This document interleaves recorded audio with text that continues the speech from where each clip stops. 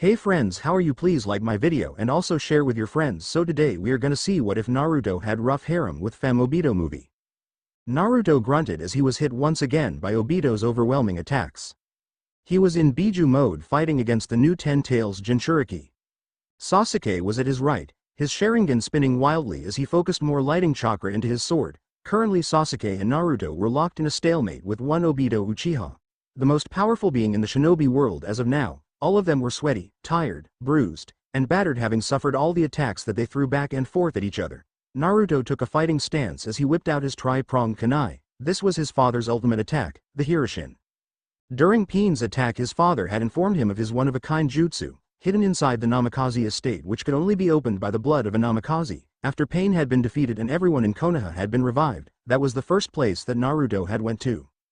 The gate to the place had a giant seal in the middle, which is where he guessed he had to put the blood. After searching the house for a while, he finally came across it in his father's study and immediately went to work on trying to figure out how to master it. He pretty much had it down with help of Kakashi-sensei on his way to Turtle Island. He had to say it was pretty damn badass to be able to teleport anywhere on the battlefield. Why won't you just give up? There is no point in fighting back. With this power in my hands, the elemental nations will know true peace, Obito said, levitating in the air. Naruto snarled, trapping everyone in a huge illusion isn't true peace, Obito, he shot back.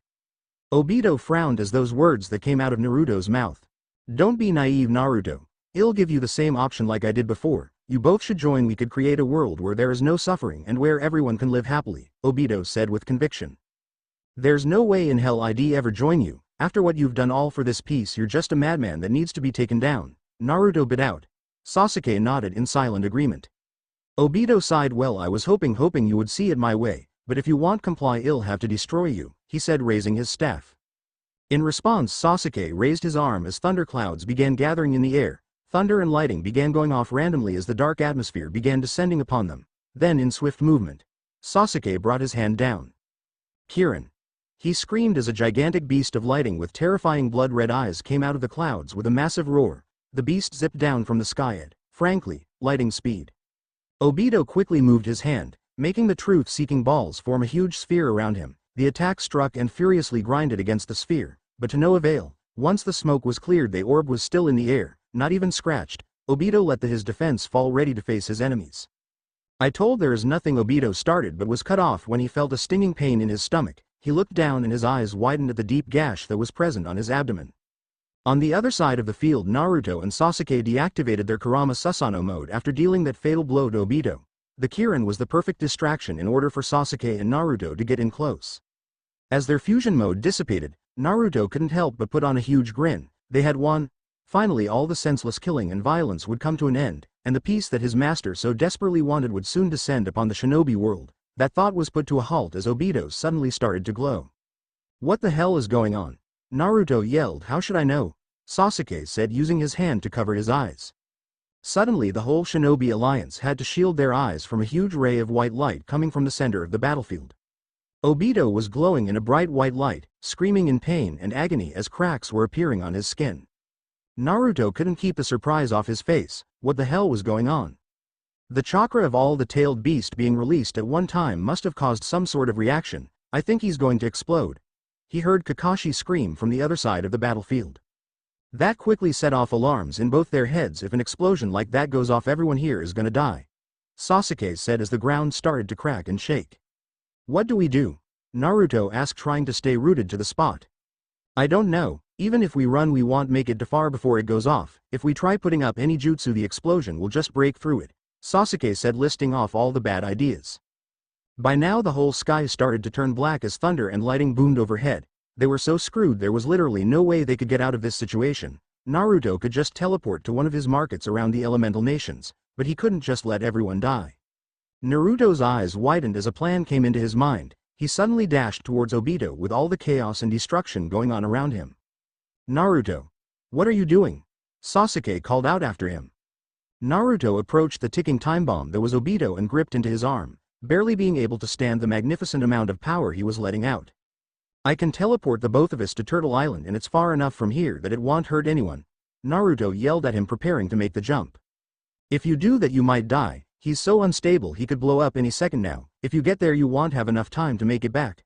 Sasuke said as huge cracks appeared on Obito's skin and light only got brighter.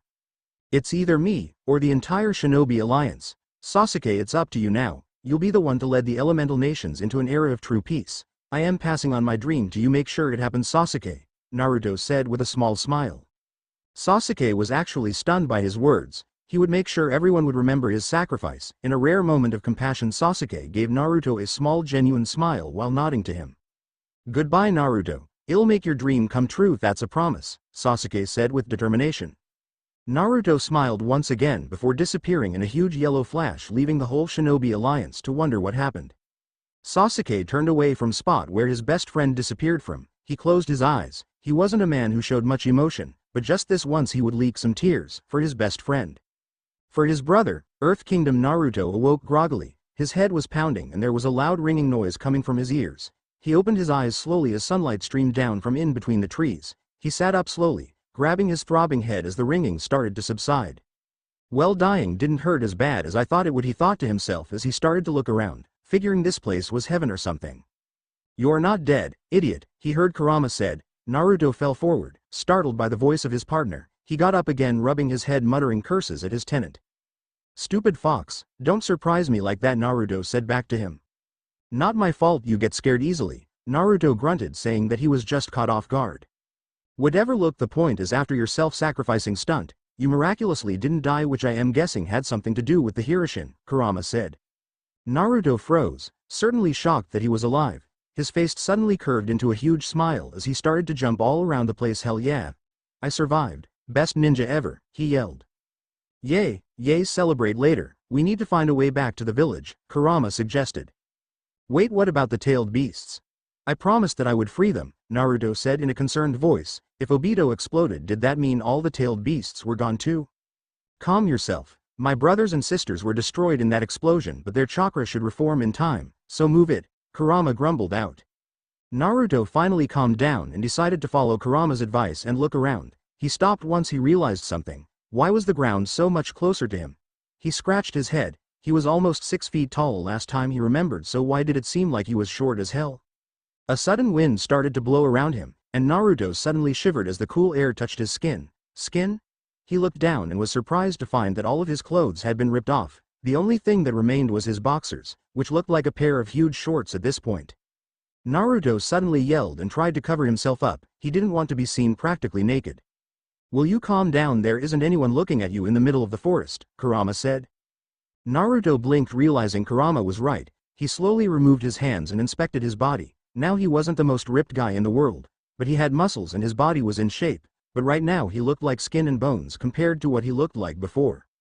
He swallowed. All these signs were adding up to one thing. He quickly rushed out of the forest clearing. There was no way this happened to him. It was impossible. He came across a calm and steady river and immediately looked at the surface off the water. There staring back at him was a 4-year-old Naruto. He slowly brought his face up to his cheek, trying to make sure it was him in that reflection. Once he confirmed that it was actually him, he released a loud scream. He ran around comically screaming and yelling about how he shrunk, while Kurama tried to calm him down. Calm down, brat. Kurama yelled at him. Naruto wouldn't listen and just shook his head. Calm down. Why should I calm down? Looked at me, I am a chibi, he said out loud, pointing at the river. How did this happen? I don't want to be this small, everyone's gonna laugh at me, he said, holding his head down in a depressing tone. Kurama laughed at him. It was pretty hilarious seeing his host get turned in a little kid. No doubt a lot of insults would be thrown his way by his friends. It's not funny, Kurama. I need to figure out how to reverse this, he yelled at his Biju. I couldn't resist. As for reversing it, I wish you good luck with that, Kurama snickered. What's that supposed to mean? Naruto said, a little ticked off that Kurama was making fun of him. Don't you get it? You used a space-time ninjutsu in order to teleport that human away from the battlefield. All that chakra must have done something to your Hiroshin, and since it's a time-space ninjutsu, I am guessing that it must have teleported you away from where you wanted to go, and the time aspect de-aged your body in the process, Kurama said. Naruto once again peered into the water, looking at his young face. Man, this was crazy. Never did he think that it was possible to make himself younger, and because of how it was done, Naruto could reverse the affect unless he did the same thing again. At least it was better than dying. He would take being turned into a baby if it meant he survived that explosion. He sighed, at least I am alive. Now I just need to figure out where I am and head towards the others, Naruto said while getting up. He crossed his fingers in a familiar sign. Shadow clone jutsu, he said as a bunch of smoke flooded the clearing. Alright. Guys, I have no idea where we are, so let's split up and figure out a way home, the real Naruto ordered. Aye, sir. They all saluted him before running off into the woods. Naruto himself decided to follow the river in hopes of finding some sort of fishing hut or something that could possibly help him. He had ran about a mile down the river by now when he came across a crazy sight. What the hell is that? He asked his friend, shocked at the creature before them. The thing that he was asking about was a giant bear with duck-like features. It was currently feasting on fish that it managed to capture. I have no idea, Kurama replied, curious about this strange creature. Suddenly the bear turned and looked at Naruto before letting out a beastly roar. The bear charged as Naruto became alarmed and reached down to grab some shuriken only to realize he left it back with his clothes. Damn, guess I'll take it out with my bare hands. Naruto jumped up, avoiding the charge. He then put one hand on the beast's back while using it as a handspring to land safely on the ground. The bear suddenly got on its hind legs, slashing and swiping at Naruto with its sharp claws. Naruto easily ducked and dodged its strikes and delivered a right kick to its face. The beast stumbled back from the kick but still persisted.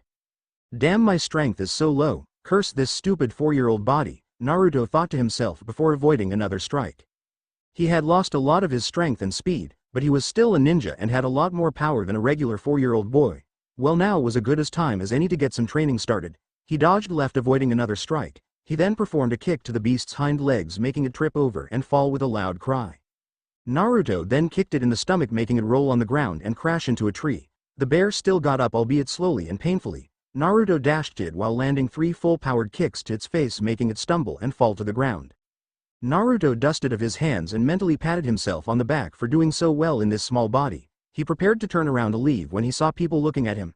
There in the forest, staring at him with open mouths and wide eyes, was a man with black hair and gray eyes. He was probably middle-aged and was wearing a gray robe-like shirt and white pants. The woman looked like she had some sort of heart attack. I guess it wasn't every day you saw a little kid take on some sort of weird bear and beat it with his bare hands. She was pretty in Naruto's opinion. The long flowing dark brown hair with the brown eyes looked really good. She was also wearing what looked to be some outfit made out of green and light yellow colors. The last one was a little girl about his age. She had short brown hair and gray eyes like her father, and was wearing a plain green outfit like her mother's. She had a look of wonder and awe on her face, no doubt amazed by what Naruto did. Naruto scratched the back of his sheepishly. Hey, nice weather we're having, huh? Naruto said awkwardly. Sonny, you just took down a 320-pound bear with nothing but your fists, the man yelled. Hey, I guess so, huh? Naruto said nonchalantly, but, how can you, huh? The man said, trying to figure out what he just witnessed. It shouldn't be possible. How could a 4-year-old just completely demolish that bear? It was so cool. How did you do that? The little girl piped in. The adults looked curious too, wondering if he could give them answers to the questions that they had. I am actually a ninja, he said in a high voice. Damn, he would have to go through puberty again before his voice got less annoying. The man's face spread into a frown. Surely this kid couldn't be playing a prank in them right now. He knew that bear was real though, so this blonde kid had to be sort of amazing bender or something. It was the only thing that made any sense at all. Right, a ninja, sure. You sure you're not just some sort of prodigy earthbender? The man asked. Naruto raised an eyebrow. What was an earthbender? He had never heard someone call him that before. Stop questioning him, dear. Don't you see he's in the middle of the woods all alone and without any clothes? If you're lost, well, be more than happy to help. The woman spoke softly while moving her hands slowly to cover her daughter's eyes. Naruto was little embarrassed when she mentioned his lack of clothing, but he still smiled. Yay. Thank you so much. I have no idea where I am and I need to find the Leaf Village, he said politely. The Leaf Village? The man scratched his head trying to figure out what Naruto was talking about. Yeah, you know the Leaf Village. Village hidden in the leaves. Konoha? Naruto asked, not believing this guy didn't know what Konoha was. I am sorry, I've never heard of that place. Have you? He asked, turning to his wife. She shook her head. No, I haven't. Naruto looked at them surprised. How could they not know about Konoha? It was the most famous of the 5 hidden villages out there. He sighed. Okay, he just needed to figure out where he was and then maybe he could find his way back. Do you have a map or something I could borrow? Naruto asked. The man smiled. We sure do. We came here to catch some fish and our house is on the other side of this forest. Speaking of, how much do you want for that platypus bear? The man said, forgetting all about his questions. So they knew what that thing was. How weird, they were talking about it like it was some common animal. You know what that thing is? Naruto said, jabbing his thumb at the unconscious animal's direction.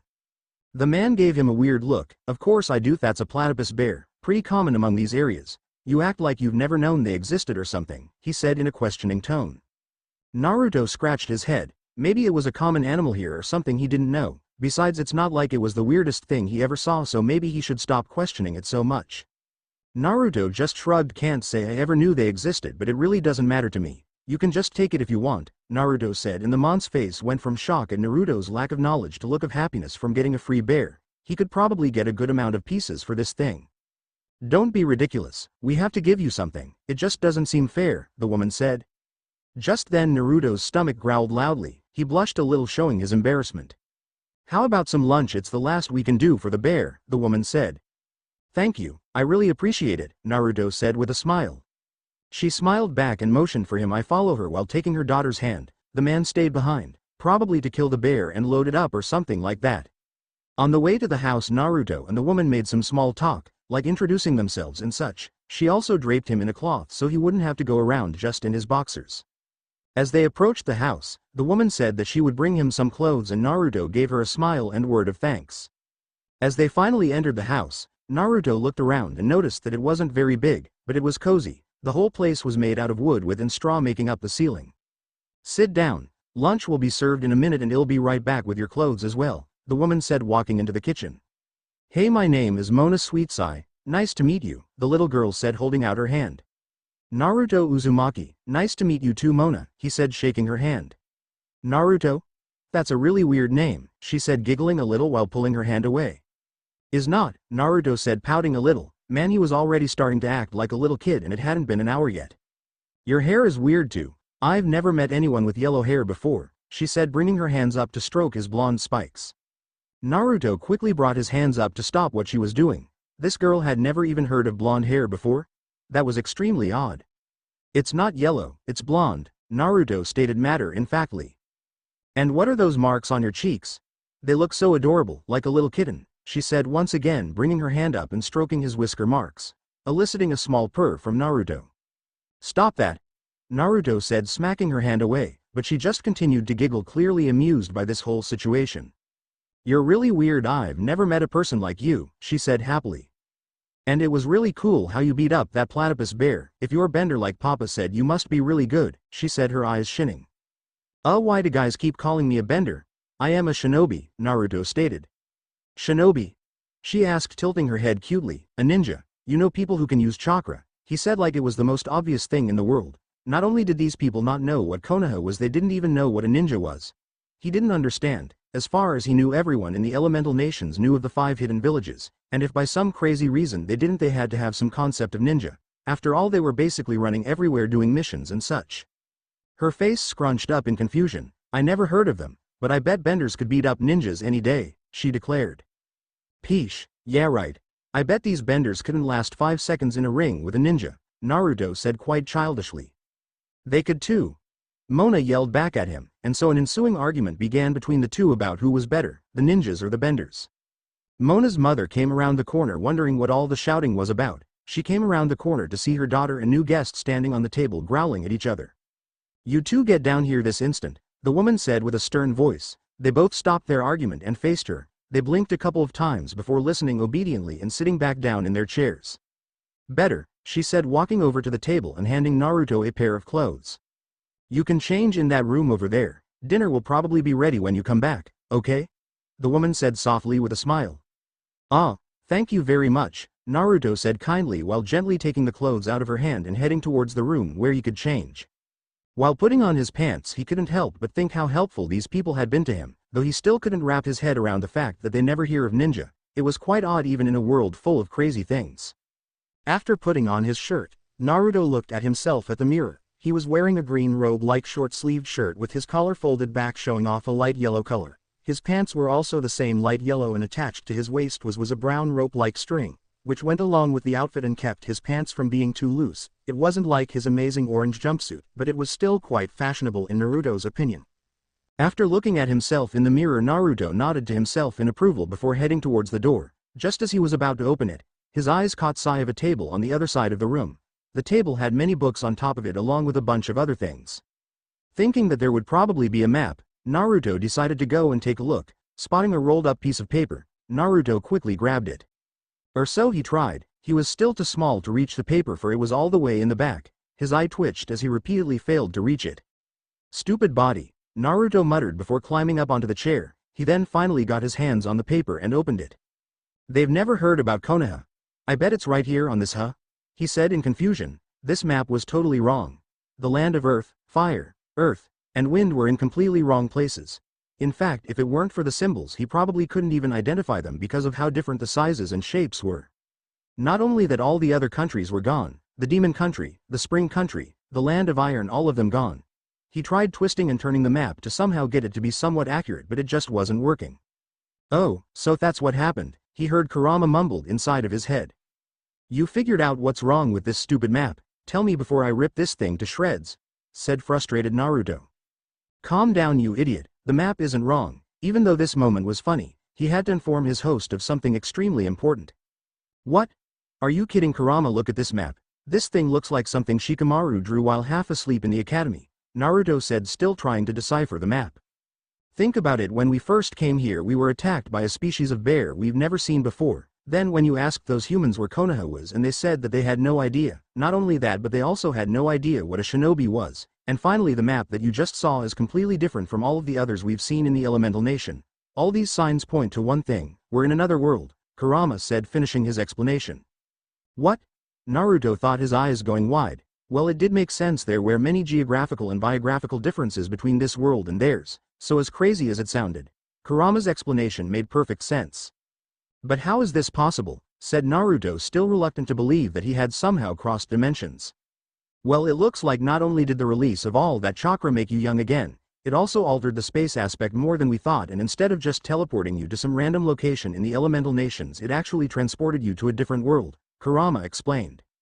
Naruto was in absolute shock, never in a million years that he would be in this situation, but again, Kurama's logic had made perfect sense, and now there was no denying that he was probably in a foreign world. Naruto's eyes got even wider as he realized something. Would that mean that he could never go back? I mean, how would it be possible to recreate such an event? Simple, there wasn't any. He was stuck here. As this revelation came upon him, Naruto's eyes started to tear. Don't get all soft on me now, Gaki, Kurama said from inside his head. What do you want me to do? I've just lost everything. You expect me not to be crying? Naruto said angrily. Yes, you might have lost everything, except your life. By all means, Naruto, you should have died. No man could have survived that explosion. But luck was on your side and made sure you lived. You should be thanking Kami right now that you're perfectly unharmed and safe. On top of all this, weren't you just prepared to give up your dreams and other things so that your friends could live? Even though it would cost you your life, you weren't afraid to sacrifice yourself and leave all those friendships and dreams then. So stop crying. You ensured the peace of the shinobi world, and should have made peace with what was going to happen as soon as you transported Obito away, Kurama said, trying to lighten his host's mood. Naruto tears hadn't stopped. Kurama was right. He had prepared to give everything up anyways, so how was this any different? Well, he was alive of course, but he was still deeply saddened he would never be able to see his friends again. Yet no matter how much Kurama's point made sense, yet Naruto couldn't stop thinking about everything he had lost. Are you okay in there? He heard the woman call from outside his room. You'll have more time to grieve later. For now, go eat dinner. And hey Naruto, I am here for you, Kurama said. Naruto wiped his tears and sniffles before giving a sad smile and jumping out of the chair. Naruto made his way to the door and pushed it open. He then made his way to the dining table. Sorry, I guess I just got caught up looking at these cool clothes, Naruto said in a very childlike manner. He might as well play the part so people wouldn't get suspicious. Oh, it's no problem. Come sit, dinner is ready, said Mona's dad. It looked like he finished up his task and was anxiously waiting for his wife's cooking. His wish was soon answered as his wife came to the table with what looked to be some cooked fish. Come on, take a seat and eat up, said Mrs. Sweetsai said to Naruto.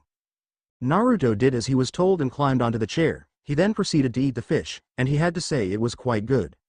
So what was a little boy doing out in the forests of the Earth Kingdom all by himself? Asked Mr. Sweetsai in between bites. I wanted to have my own little adventure, you know, Naruto said, trying to come up with a somewhat legitimate story. Ah, I see. I used to go out and explore a lot as a kid too, said Mr. Sweetsai with a chuckle. So does that mean you live close by? I mean, your parents must be worried sick about you. You should probably head over there as soon as you are done eating, said Mona's mom. Actually I don't have any parents, Naruto said, his voice dropping a little. It wasn't that big of a deal though, he loved his parents but he had pretty much lived on his own his entire life anyway. Oh, I am sorry, I had no idea, said Mrs. Sweetside, trying not to upset Naruto. Don't worry about it, it's no big deal really, said Naruto, putting another piece of fish in his mouth. Seeing how unaffected Naruto was, Mr. Sweetside decided to go on. So this Konoha, where is that exactly? Questioned Mona's dad, recalling their conversation when they first met. Naruto actually stopped bringing the piece of fish close to his mouth and set it back down. What was he supposed to say to these people? I come from another dimension. Nah, these people would probably think he was wacko. But then suddenly a place on the map came to his head, and since it was the only one he remembered, he might as well use it. Oh, that was just a made-up name I created for my adventure. I actually live in Omashu, said Naruto, laughing slightly. Oh, so the whole ninja and Konoha thing was all part of the game, was it? Well, you actually had me convinced this Konoha place existed. I guess you're a pretty good actor, said the man, chuckling slightly. But Omashu is still pretty far from here. It would take a couple days just to get there. You really traveled all the way here. I mean, I guess it's not impossible judging by how you took down that bear, said the man, rubbing his chin. Yeah, well, they were training me non-stop over there. I've always had a knack for bending and they've been training me ever since I could walk, but sometimes I want to relax, you know, said Naruto, using everything he heard about benders in the argument with Mona. At first he had just thought of her as a girl with a crazy imagination, but now that he knew that he was in this new world, her stories of people bending the earth didn't sound as dumb, especially when her father had called Naruto one when they first met. Oh, the guards train you over there, why is that? He questioned further. Well, I was found just outside of Omashu by a guard and they decided to raise me together instead of putting me up for adoption inside the orphanage, Naruto explained. It was surprising Naruto how many lies were coming out of his mouth right now, but it was necessary. Oh, so I guess all the training finally caught up to you and you finally decided to cut loose for a little bit, but we should probably take you back. I bet your pals are getting pretty worried, said Mr. Sweetside, finishing his plate. I just want to say thank you for all the things you've done for me. I really appreciate it, Naruto said sincerely. Don't mention it. Well, leave first thing in the morning for Omashu. We're going to have to sell this bear hide somewhere, so might as well knock out two birds with one stone, right? Laughed the cherry man. Get some sleep now. We don't have a lot of space, but you can sleep in Mona's room. She usually ends up sleeping with us anyway since she's afraid of the dark, said the mom with a smile. Mom! Don't embarrass me! Exclaimed Mona. The mom and dad soon burst out in laughter and Naruto couldn't help but join in. This family was probably one of the happiest families Naruto had ever seen. He absent-mindedly wondered what it would be like living his childhood out with his own parents. He then said his goodbyes and headed for the room. There would be a long couple of days ahead of him. 6 days later, now on a caravan, Naruto and Mr. Sweetside were only a quarter of a mile away from Omashu at this point. They were having a peaceful conversation right now, surrounded by the beautiful scenery. So could you match up to some earthbenders in Omashu? I mean, it doesn't seem like you're a pushover when it comes to bending, said. I guess you could say so, Naruto said, looking around, not really paying attention. The scenery was quite different from what he was used to and he was very curious about everything in his new world. Plus, just looking at everything helped clear his head about this situation. Kurama was right when he told Naruto that he was prepared to die and made his peace with his decision when he transported Obito away, but he was still having a lot of trouble stomaching it. It's not like he suspected that he would survive. I mean, don't get him wrong, he was happy to be alive, but just waking up and realizing that everything you once loved was gone was tragic, to say the least. We're here, Naruto heard Mr. Sweetside say. Naruto then shook his head and looked forward, becoming astonished at what he was seeing. First off, there was a huge gorge surrounding the giant place that was Omashu. The only thing connecting them from here to the great city was a small narrow bridge of stone. The city itself was something else. For one, it was built on a mountain, and the city seemed to be built more vertically than horizontally. The place was pretty big as well and overall it looked pretty amazing. Naruto, don't forget to use the genjutsu when we get close to the gate, Kurama said from inside his head. Obviously, Naruto wasn't friends with any of the guards, so he and Kurama had to figure out a way to this Omashu place. Usually it would be impossible for Naruto to perform an academy-level genjutsu, but he had been training in chakra control with a massive amount of clones in order to get the necessary control to do this genjutsu. As they made their way along the narrow rock path, Naruto took a glance at the walls surrounding the city. It was honestly magnificent, plus the city was put in a very strategic location. I mean, how would invade a city where the only way in was a small narrow path you probably couldn't fit 10 soldiers across? Halt! Naruto heard a man in front of him say. He slowly sat up, make sure to take his time in order to go through all the seals without anyone noticing. Finally, after completing the last seal, Naruto's face became fully visible. Naruto? Where have you been? Everyone's been very upset since you left, said one of the soldiers. Ah, you know, just went for a little stroll in the forest a couple days walk away from here, Naruto said in a nonchalant tone. I would keep you here and give you a piece of my mind, but Jing will do it for me, said the guard while signaling the men to let Naruto and Mr. Sweetsai through. Well, that went off without a hitch. To be honest, he wouldn't have had to do all those things if hadn't exposed some of his skills to the old man beside him. Luckily, it didn't seem like these guys could recognize genjutsu, or even counter it for that matter, which made them as prone to genjutsu as an academy student. Naruto saw two guards, still under the effects of his genjutsu, make a movement, and suddenly the wall in the middle was suddenly pushed back. Naruto's eyes became wide. So what Mona said was true. These people could actually manipulate the elements without doing any hand signs. Interesting, Kurama said. This would put his host at a disadvantage. Initially, Kurama had hoped that Naruto would be able to defend himself with just taijutsu, since if he went around spamming clones and Rasengans all over the place, people were bound to ask questions. Now that they had learned that these people could control the elements without hand signs, Naruto would have trouble competing with only taijutsu. As the small caravan strode in, Naruto took in the view. The place was very different from Konoha. A bunch of small rock buildings with intricate and precise designs littered the entirety of the city. They all had yellow and green life roofs and were truly works of art. Naruto suddenly heard something on top of him, and was surprised to see a whole network of carts being moved through rock slides. It was truly astonishing how great this city was. A whole bunch of new things had already been exposed to him in Naruto's first week in this world, and he would be lying if he didn't say he found this world amazingly unique. I am going to unload and head to the marketplace. You go on and talk to this Jing. If I were you, I wouldn't keep him waiting, said. I just want to thank you for helping me again. I truly appreciate it, Naruto said, smiling. No problem, kid. It was actually fun getting to know you. Come back and visit me sometime, said the man, giving his own smile. Naruto nodded and hopped off the caravan. He started walking down the many small pathways and streets that this city had.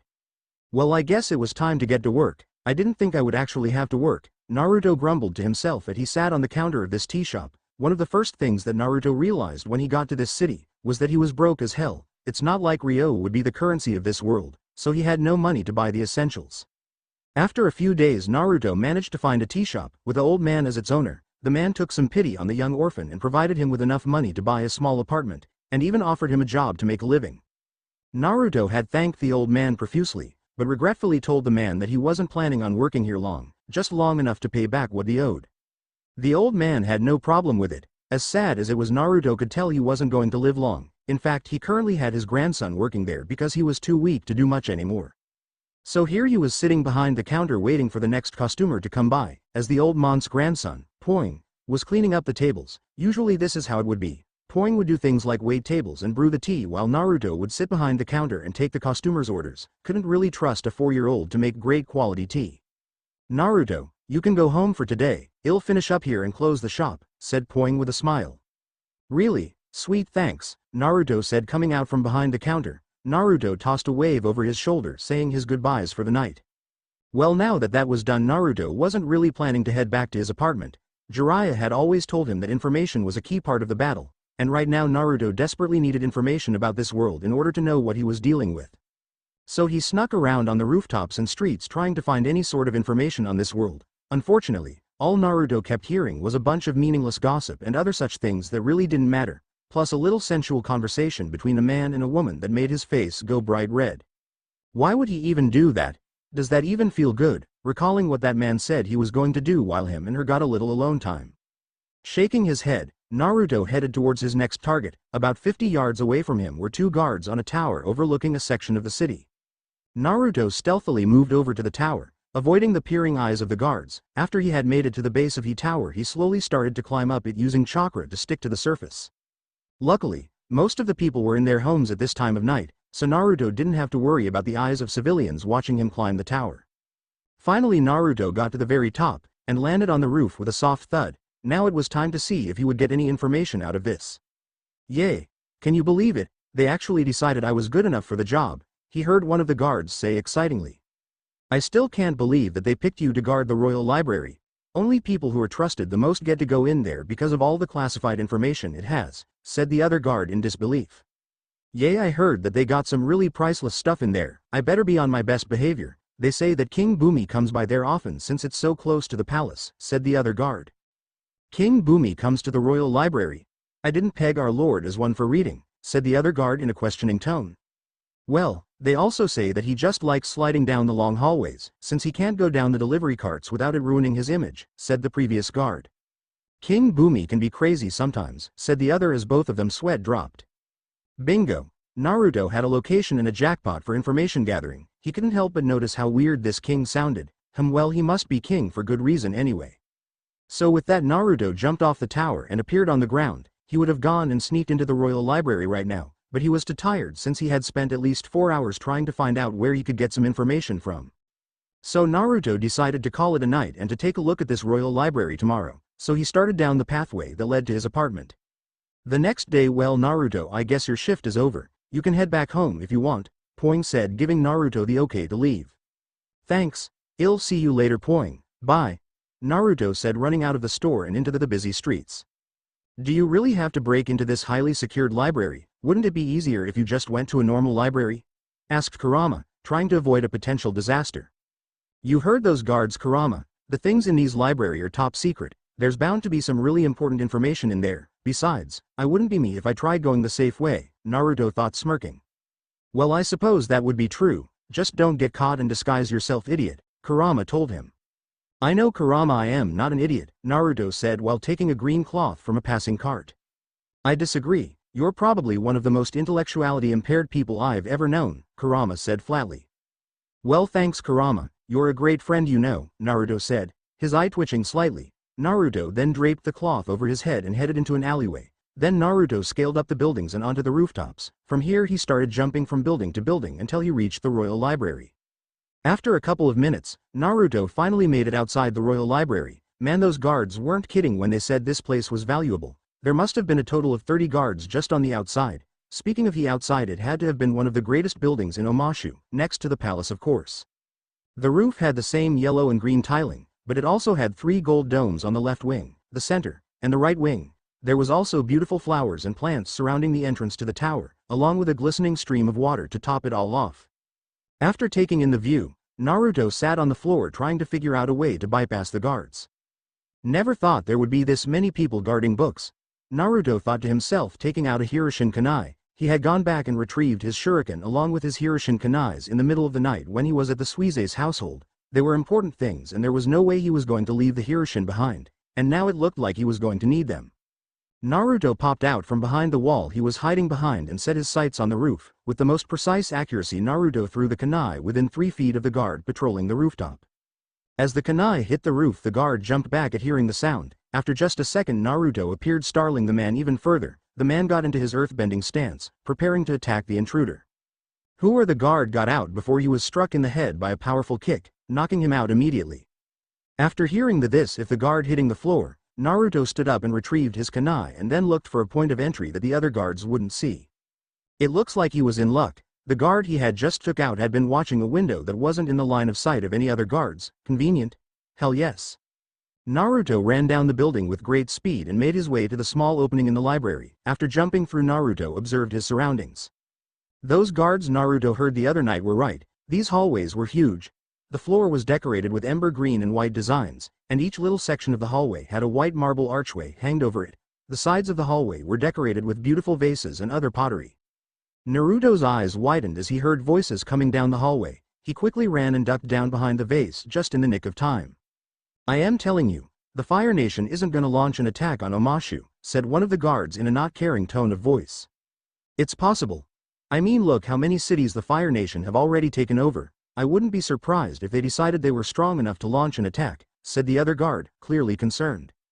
Relax, the Fire Nation hasn't made any major moves in over 5 years. My guess is that their manpower is low after the attacks on all those cities on the west coast. They'll probably need a lot more time to launch an attack on one of the Earth Kingdom's greatest strongholds, the other guard said, requiring the scared man.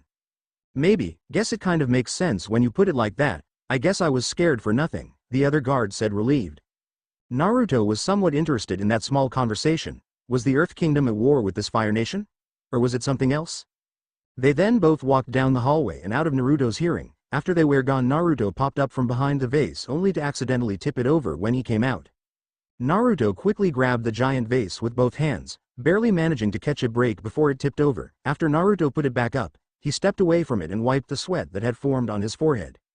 That was too close, Naruto thought in relief. See, what did I tell you? You're one of the dumbest people I've ever known, Kurama said, snickering.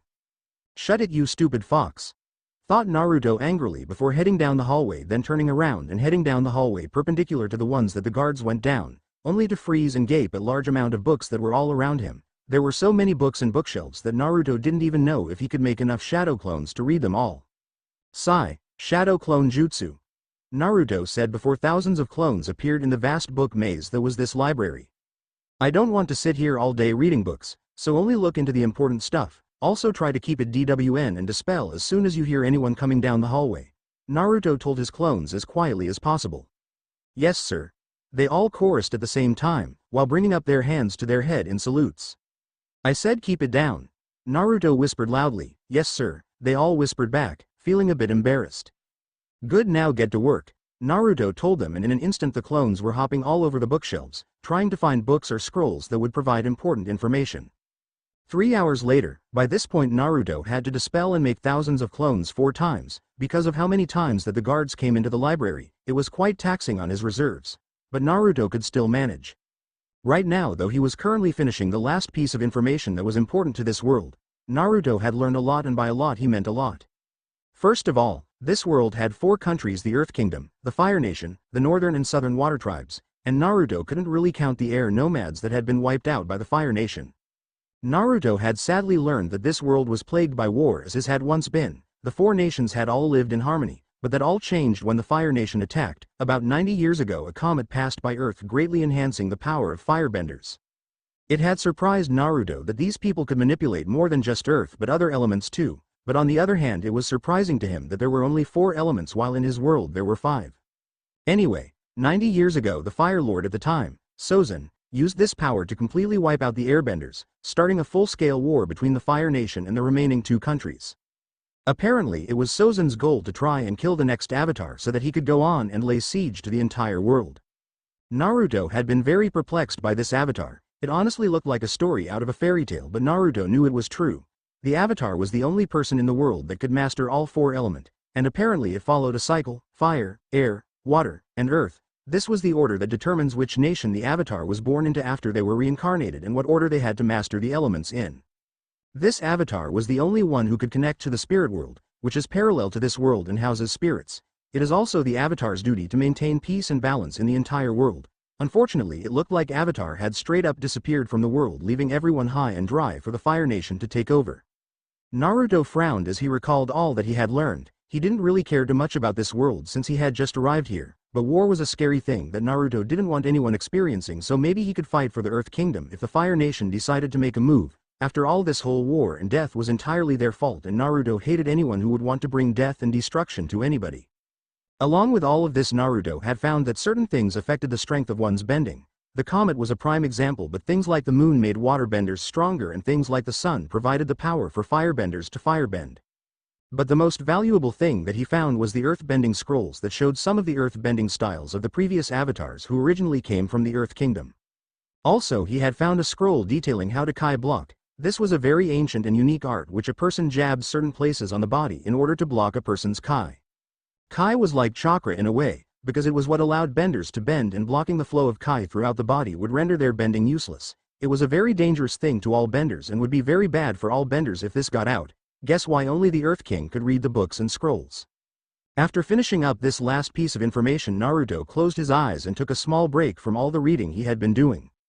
That small piece was shattered when he heard a clone yell across the room. Catch! The clone yelled before chucking a book at another clone. Sadly, this book was a little off the mark and ended up flying past the clone and knocking a pedestal over. The clones quickly scrambled from their spots, running to catch the pot on top before it fell to the ground. The clones managed to dive and catch the pot before it fell. Unfortunately, the pedestal started a chain reaction, knocking over one pedestal after another, making pottery and other antiques fly up in the air. Clone after clone scrambled, jumped, and dived in order to keep the items from hitting the ground. The real Naruto made his way out into the main hallway, watching his clones literally jump off the walls, catching pottery in midair. Naruto felt sweat form on his head. If one of these things broke, there would be no doubt that everyone would hear it. Naruto watched anxiously as all the things were saved and how all the pedestals were re-erected before they could hit the ground. Finally, after what seemed like forever, the chain reaction stopped and not a single thing was broken or out of place. Naruto felt relief fill his body as all of the clones gave him cheeky grins, ensuring him that everything was okay. But then the vase that Naruto had accidentally tipped over when he came in, miraculously fell off of its pedestal and onto the floor with a resounding crash. The clones and Naruto all cringed when the vase hit the floor. Knowing what would happen next, the clones all said at once, "Sorry boss," before dispelling, leaving Naruto to deal with the guards coming down the hallway. "You've got to be kidding me. Damn it," Naruto yelled out in frustration as guards from both sides started to close in on him. "Stop. You're intruding upon the royal library, which is one of the highest offenses in Omashu. Let's not make this harder than it needs to be, so just give up and come with us," one of the guards to his right said. "I am not the type to just give up, so I'll have to decline," Naruto said confidently. "So be it, let's go men," the guard said before stomping his foot on the ground and raising up a small boulder, destroying part of the library floor. All of the guards soon followed. "Ouch, that's gonna be a big hit on your salary," Naruto said slyly. "The fact that you managed to get in here shows that you're skilled. If the floor has been ruined in order for your capture, then I will gladly oblige," the guard said seriously before jutting his hand out, causing the boulder to shoot straight out. All of the guards followed this movement and launched their own boulders. Naruto immediately sprinted into action, doing a giant leap into the air, causing the boulders to fly right underneath him. The boulders then ended up hitting the front line of each opposing side, injuring several guards. The remaining guards wasted no time in starting to erect pillars, trying to smash Naruto against the ceiling. Naruto avoided all of them by using his feet to spring off the ceiling and then jumping off different pillars in order to dodge the new ones being formed. After landing on the ground, Naruto appeared in front of one of the groups and began dishing out punches and kicks, knocking guard after guard out cold. "What is up with this guy? He's faster than anyone I've ever seen before," one of guards said while launching another boulder at Naruto. Naruto simply jumped up and then on top of the boulder, before flipping off and delivering a devastating axe kick to the guard's head. As Naruto landed on the ground, he found himself surrounded by a group of guards, each one of them benders a slab of earth and sent it straight towards Naruto's way. As the walls closed on Naruto, he jumped up and did a sweeping kick in midair, shattering all the walls. Under Naruto's disguise, one could see an organ's pigments under his eyes. The truth of the matter was that Naruto had kept one of his clones hidden gathering nature energy, and now it had finally dispelled. Naruto had the ability to smash these rocks no problem. So now every rock that was now sent his way was absolutely obliterated by the sheer force of Naruto's punches. To take out the remaining guards, Naruto jumped high in the air and brought his fist down upon the remaining group, blowing all his opponents away and making them crash into the walls. Naruto sighed, thinking the whole thing was over, but then more guards just filed into the hallway. This time they changed the floor into earth spikes and were slowly closing in on him. Naruto quickly looked around and saw the wall that prevented him from going outside. Quickly taking action, Naruto leapt and shattered the wall, allowing him to get away from the guards. He raced down the garden of the outer palace and eventually made his way to the gate, only to guards waiting for him. In an effort to stop Naruto from passing, they erected 4 walls stacked behind each other so Naruto couldn't break through. It was getting really irritating not being able to use his jutsu right about now. From on the top of the walls, the guards all raised their fists and raised a humongous boulder. Well, shit, Naruto thought, trying to figure out what to do. Instead of avoiding the boulder, Naruto headed straight for it and jumped in the air while performing a drop kick, launching the boulder straight back at them. The guards' eyes widened when the boulder was sent straight back towards them. "Jump!" one of the guards shouted as the boulder closed in on them. The guards did as they were told and managed to jump lead off the wall just before they made impact with the walls. Naruto landed on the ground and then started sprinting towards the exit as the guards were starting to get up from the floor. "Quit slacking, go after him," one of guards coming out of the library yelled at them. "This guy has to be an earthbender, I mean how else could he launch that rock back at us?" one of the guards getting up from the floor. "Yeah, that would make sense, but why isn't he using bending to attack us? It's all be kicks and punches so far," another guard said. "And how does he jump so high without any bending? No normal human can do that," said a guard that came from the library. "Doesn't matter now. We have to go after him," and with that they all launched themselves in the air with earth pillars.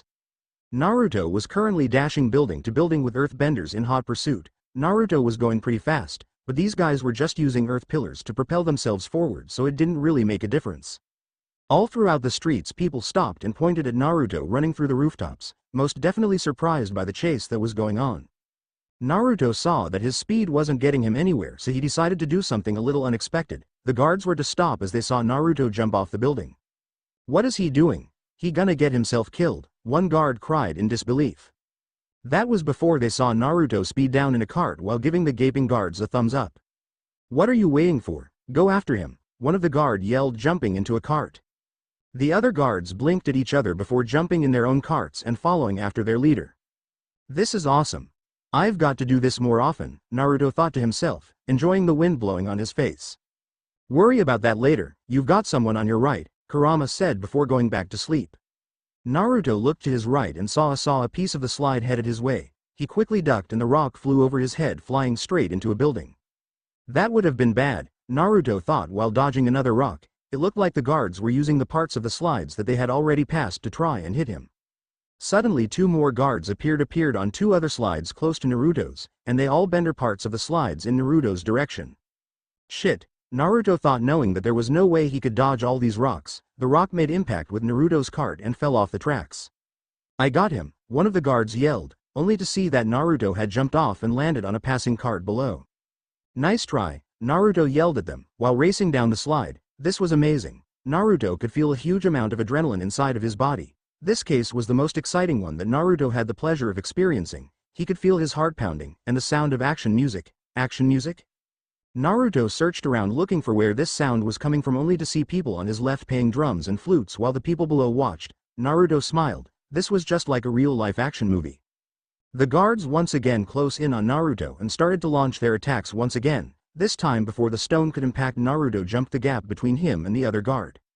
The whole sequence seemed to go in slow motion as Naruto jumped from his cart and landed a devastating kick to the guard's head, making him fall and crash through a building. The guard sat up holding his head. He slowly opened his eyes, wondering where he was. There in front of him was a girl, and she was naked. It looked like he had ended up in the middle of a bathroom.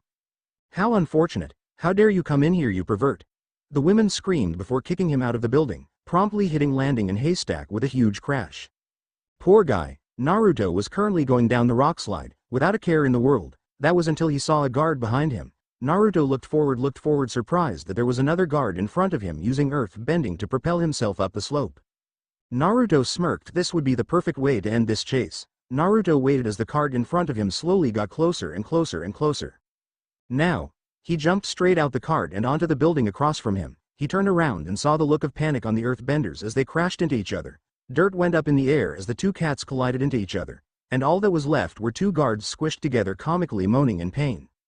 Naruto let out a loud laugh before turning around and vanishing in a puff of smoke. This would be something that the whole city would remember for a long time. Back at Naruto's apartment, that was quite exciting, wouldn't you say, Kurama? Naruto asked his friend. Yes, my body is tingling from excitement, he said sarcastically. Don't tell me you weren't even the least bit impressed with that awesome performance, Naruto said, laying down on his bed. I give it a 6 out of 10, Kurama said, not really caring. Wow, Kurama, you're a harsh judge, Naruto said to his partner. It doesn't matter, but what does matter is that we managed to get some information about the state of this world, Kurama told his host. I guess, so what do you think, Kurama? Should I help these people out with the war? Naruto said, trying to figure out what to do. I don't really care, but I know that you value human life a lot and that you'll probably be ready to head out into the battlefield as soon as possible, and if that is your wish, I'll support you, Kurama said back. That small statement made Naruto smile. Nice to see that Kurama had his back. Well, you heard that guard. I'll have some time before this Fire Nation makes any moves, so I guess I can take the time to make sure I am as strong as I can be in this body, Naruto told the fox. I bet this Kai blocking will be really helpful. Kind of reminds me of the Gentle Fist, Naruto said, remembering the scroll that detailed the ancient art. Too bad I can't really use those earth-bending scrolls. Those styles looked pretty interesting, Naruto said. I was thinking about that actually. I know you can't bend since you don't possess Kai, but what if I told you there is a perfect alternative that would allow you to fight more effectively without causing any suspicion, Kurama said, piquing Naruto's interest. You're saying that I could do all the things that hose guards were doing? How? Naruto demanded the fox. Calm down, I'll tell you. Your friend Sasuke managed to do the things like Chidori without any hand signs, correct? Kurama questioned his host. Yay, that's right, Naruto said, frowning as the memories of his old friend came up. So the same applies here. If we can get the mastery of jutsus perfectly, then you'll be able to do bending, Kurama said. But that's impossible. It took Sasuke 3 years of training with a Sannin in order to do one jutsu without hand signs. If I tried that method, I would be 90 before I could bend like these guys, Naruto said, claiming the idea was completely ridiculous. That's where you're wrong. Have you already forgotten about your shadow clones? I am a being who has been around since the beginning of the use of chakra.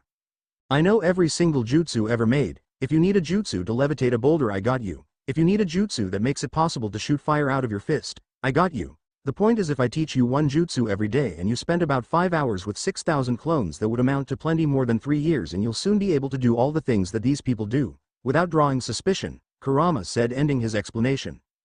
Kurama. You're a genius. This is going to be so cool. Jutsu without hand signs, I didn't even think it was possible, Naruto said, squealing like a little girl. Well, there's never been a person who tried, and thanks to the huge chakra reserves you have, learning other elemental jutsus should be easy. Because ninjas can still do other elemental jutsus that aren't from their own affinity, but doing them extensively are extremely taxing on their reserves. Of course with you there's nothing to worry about, Kurama said. Alright. Then what am I waiting for? Naruto said, getting up and then throwing a Hiroshin kunai to the floor. There was obviously no place in the city where there was room for 6,000 Narutos to go unnoticed, so Naruto would be going outside the city and then teleporting back and forth from his training spot from now on. Fine, let's go, and make sure you pay close attention. I am not repeating anything. Also, you should work on that kai blocking, that'll come in real handy with these benders, Kurama said to him as Naruto started walking out of the apartment. Things were about to get interesting. 8 months later, you're quitting, Poing said to Naruto with a frown on his face. Well, yay, I said I would after paying back my debt, Naruto said, rubbing the back of his head. I know, but I am gonna miss you around the shop, you know, it just won't be the same, Poing said, still frowning. Hey, I promise if I ever need some tea I'll come back here, okay? Said Naruto with a smile. I suppose that would be fine. You better come visit often, my wife is quite fond of you. By the way, if you are not going to be working here, what are you going to do for a living? Poing questioned. I found something that I am really good at, Naruto said cryptically while walking out of the shop, leaving Poing to wonder what Naruto was talking about. Meanwhile, Naruto was headed towards one of the poorest districts in the city of Omashu. He turned down an alleyway and then started to walk down it until he reached the end. Waiting for him was a man, very buff and strong looking. Naruto walked up to him and then proceeded to say, I would like entry, his eyes head angled upward to look at the man. Get lost, kid, this isn't a place for you, said the man, trying to scare Naruto away. Don't worry about me, you're going to be the one in trouble if don't allow me in here, Naruto said with confidence. You don't scare me, little kid, run along before I make you, said the man intimidatingly. Naruto stomped his foot on the ground and a spike made of earth erupted from the ground, stopping a centimeter from the man's neck. For the longest time the man and Naruto's eyes were locked in each other, neither of them backing down. Does that prove that I am ready? Naruto said. What's the password? The man said, willing to let Naruto pass. The badger mole sleeps at night, Naruto said. The man nodded and then stepped back. Then he bent the floor open. Underneath was a set of stairs that led into the darkness. Don't blame me if you get hurt, kid. I tried to tell you, then said, stepping back as Naruto entered the pathway. Reaching the end of the stairs, Naruto was met with the sound of yelling and shouting as there were tons of people shouting and chanting surrounding a small platform. Naruto could barely tell what was going on, but then he saw it. A man went flying from the stage and onto the floor, completely knocked out with blood pouring out of his mouth. The Viper wins again. Is there anyone in the audience who is brave enough to take on our champion for the prize of all these gold pieces? The announcer said, signaling to the table with a copious amount of money on it. No, nobody would like the chance to win all this money, the announcer said once again. I would. Everybody turned to a determined Naruto, staring at the announcer confidently. Everybody in the entire arena looked towards him and blinked, before bursting out laughing so loudly that everybody in Omashu could probably hear them. What's this little kid doing in here anyway? And trying to take on the champ? Oh, that's good, said one of the men, wiping a tear off of his cheek. Similar comments were being made all throughout the arena. Finally the announcer decided to talk. Haha, I am sorry, kid, only real men can fight here. Why don't you go back home and build sand castles or something, said the announcer in the verge of laughter. I am no little kid. Just give me a chance, I'll beat that chump in no time, Naruto yelled out, only causing the arena to laugh louder. Yuha, I would like to see you try, kid, said the Viper, laughing just as loud as everyone else. Just give me one chance. If you beat me, I'll leave and won't report you the guards for illegal street fighting, Naruto said, making the entire arena become quiet. What if we don't let you leave here, huh? One of the men said. Calm down, we don't kill children or anyone for that matter, said another man, jutting his hand out, blocking the other man's path. Alright, kid, I'll take it easy on you. You just got to promise not to rat us out when you leave here, the Viper said. I promise, Naruto said, getting into the stage. Alright, let's, the boulder said before getting hit in the side of the face with a small rock. The Viper brought a hand up to his face, feeling the blood oozing from the open wound. The Viper growled as the whole arena was now paying close attention. You're going to pay for that, brat, he said, launching several small rocks straight at Naruto. Naruto countered by erecting a wall, which blocked all of the rocks, then he pushed the wall forward, making it head straight towards the Viper. The Viper brought his hands up in an X shape, letting the wall hit him, but doing no real damage. He looked up only to see many small stones headed straight for him. He launched his own rocks to block Naruto's. The arena began to be baffled as they saw the Viper losing the battle. Naruto's rocks were starting to get through the Viper's defense. He was slowly starting to get pushed back by Naruto's attacks as a handful of them starting hitting his body. One hit his face, another to his stomach, one to his ribs, over and over again. The Viper was then hit in the face once more, stunning him. Naruto took this opportunity to launch the Viper out of the ring with a pillar of earth. The whole crowd stood there, absolutely dumbfounded by what they had just saw before bursting out in a huge applause. "Winner!" the announcer yelled, grabbing Naruto's hand and lifting it up into the air. This was met with another round of applause along with a bunch of hoots and hollers. Naruto stood there with a smile plastered on his face. This would be a lot of fun. The crowd broke out in thunderous cheers as another man was launched out of the ring and straight through a table. "Winner! Our reigning champion, Naruto!" the announcer yelled, raising Naruto's hand in the air. The crowd cheered even louder while some took swigs of alcohol. Naruto had not changed much over the last 4 years, the only noticeable things being his height and muscles from the training he had been doing. Well, as much muscle as an 8-year-old can have.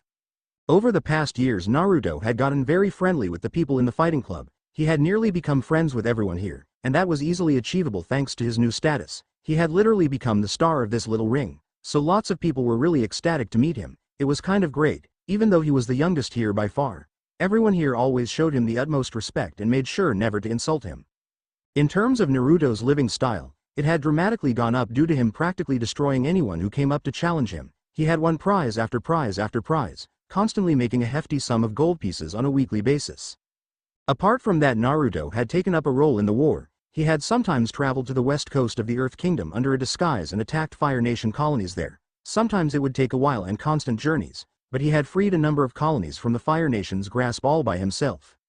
Rumors were starting to form that the Avatar was starting to come out of hiding, but no real evidence could be found of a bender attacking these colonies with more than one element. Naruto had made sure of that.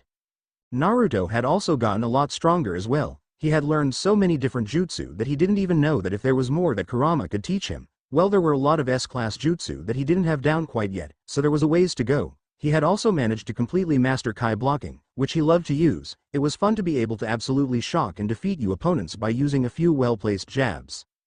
Naruto then went over to the announcer and collected the money he had just earned, taking the pouch in his hand.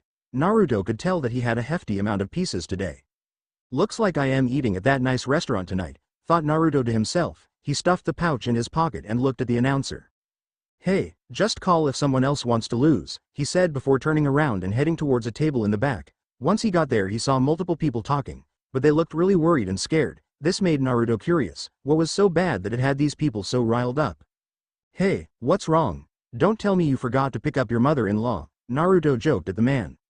"Shut up, Naruto. I didn't forget to. Well, actually, maybe. Wait, actually, what time does her book club end?"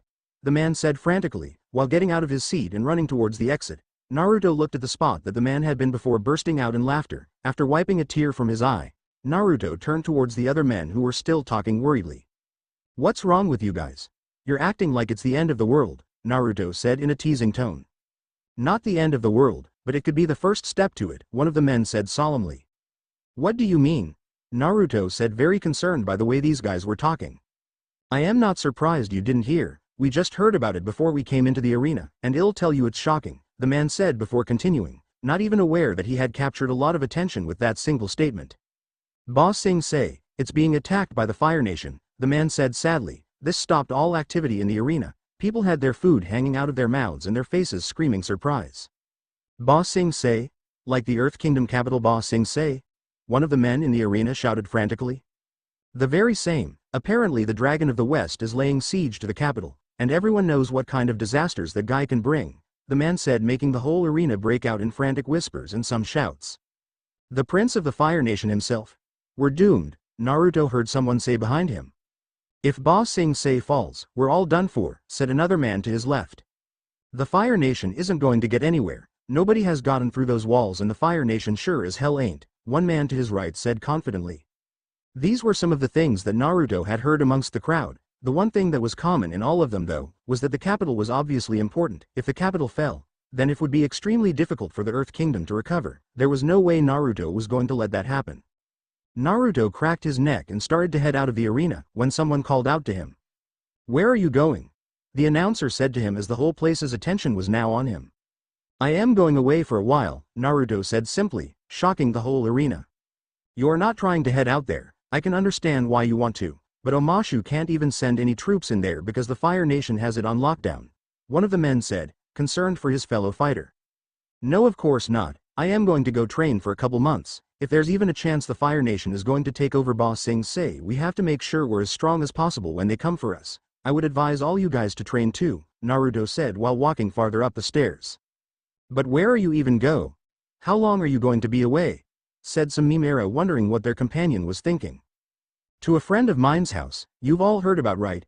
As for how long, I don't know," Naruto said. "What's the point? If they take over Ba Sing Se, the entire Earth Kingdom is sure to follow," one man said. Naruto stopped on top of the stairs and started to speak.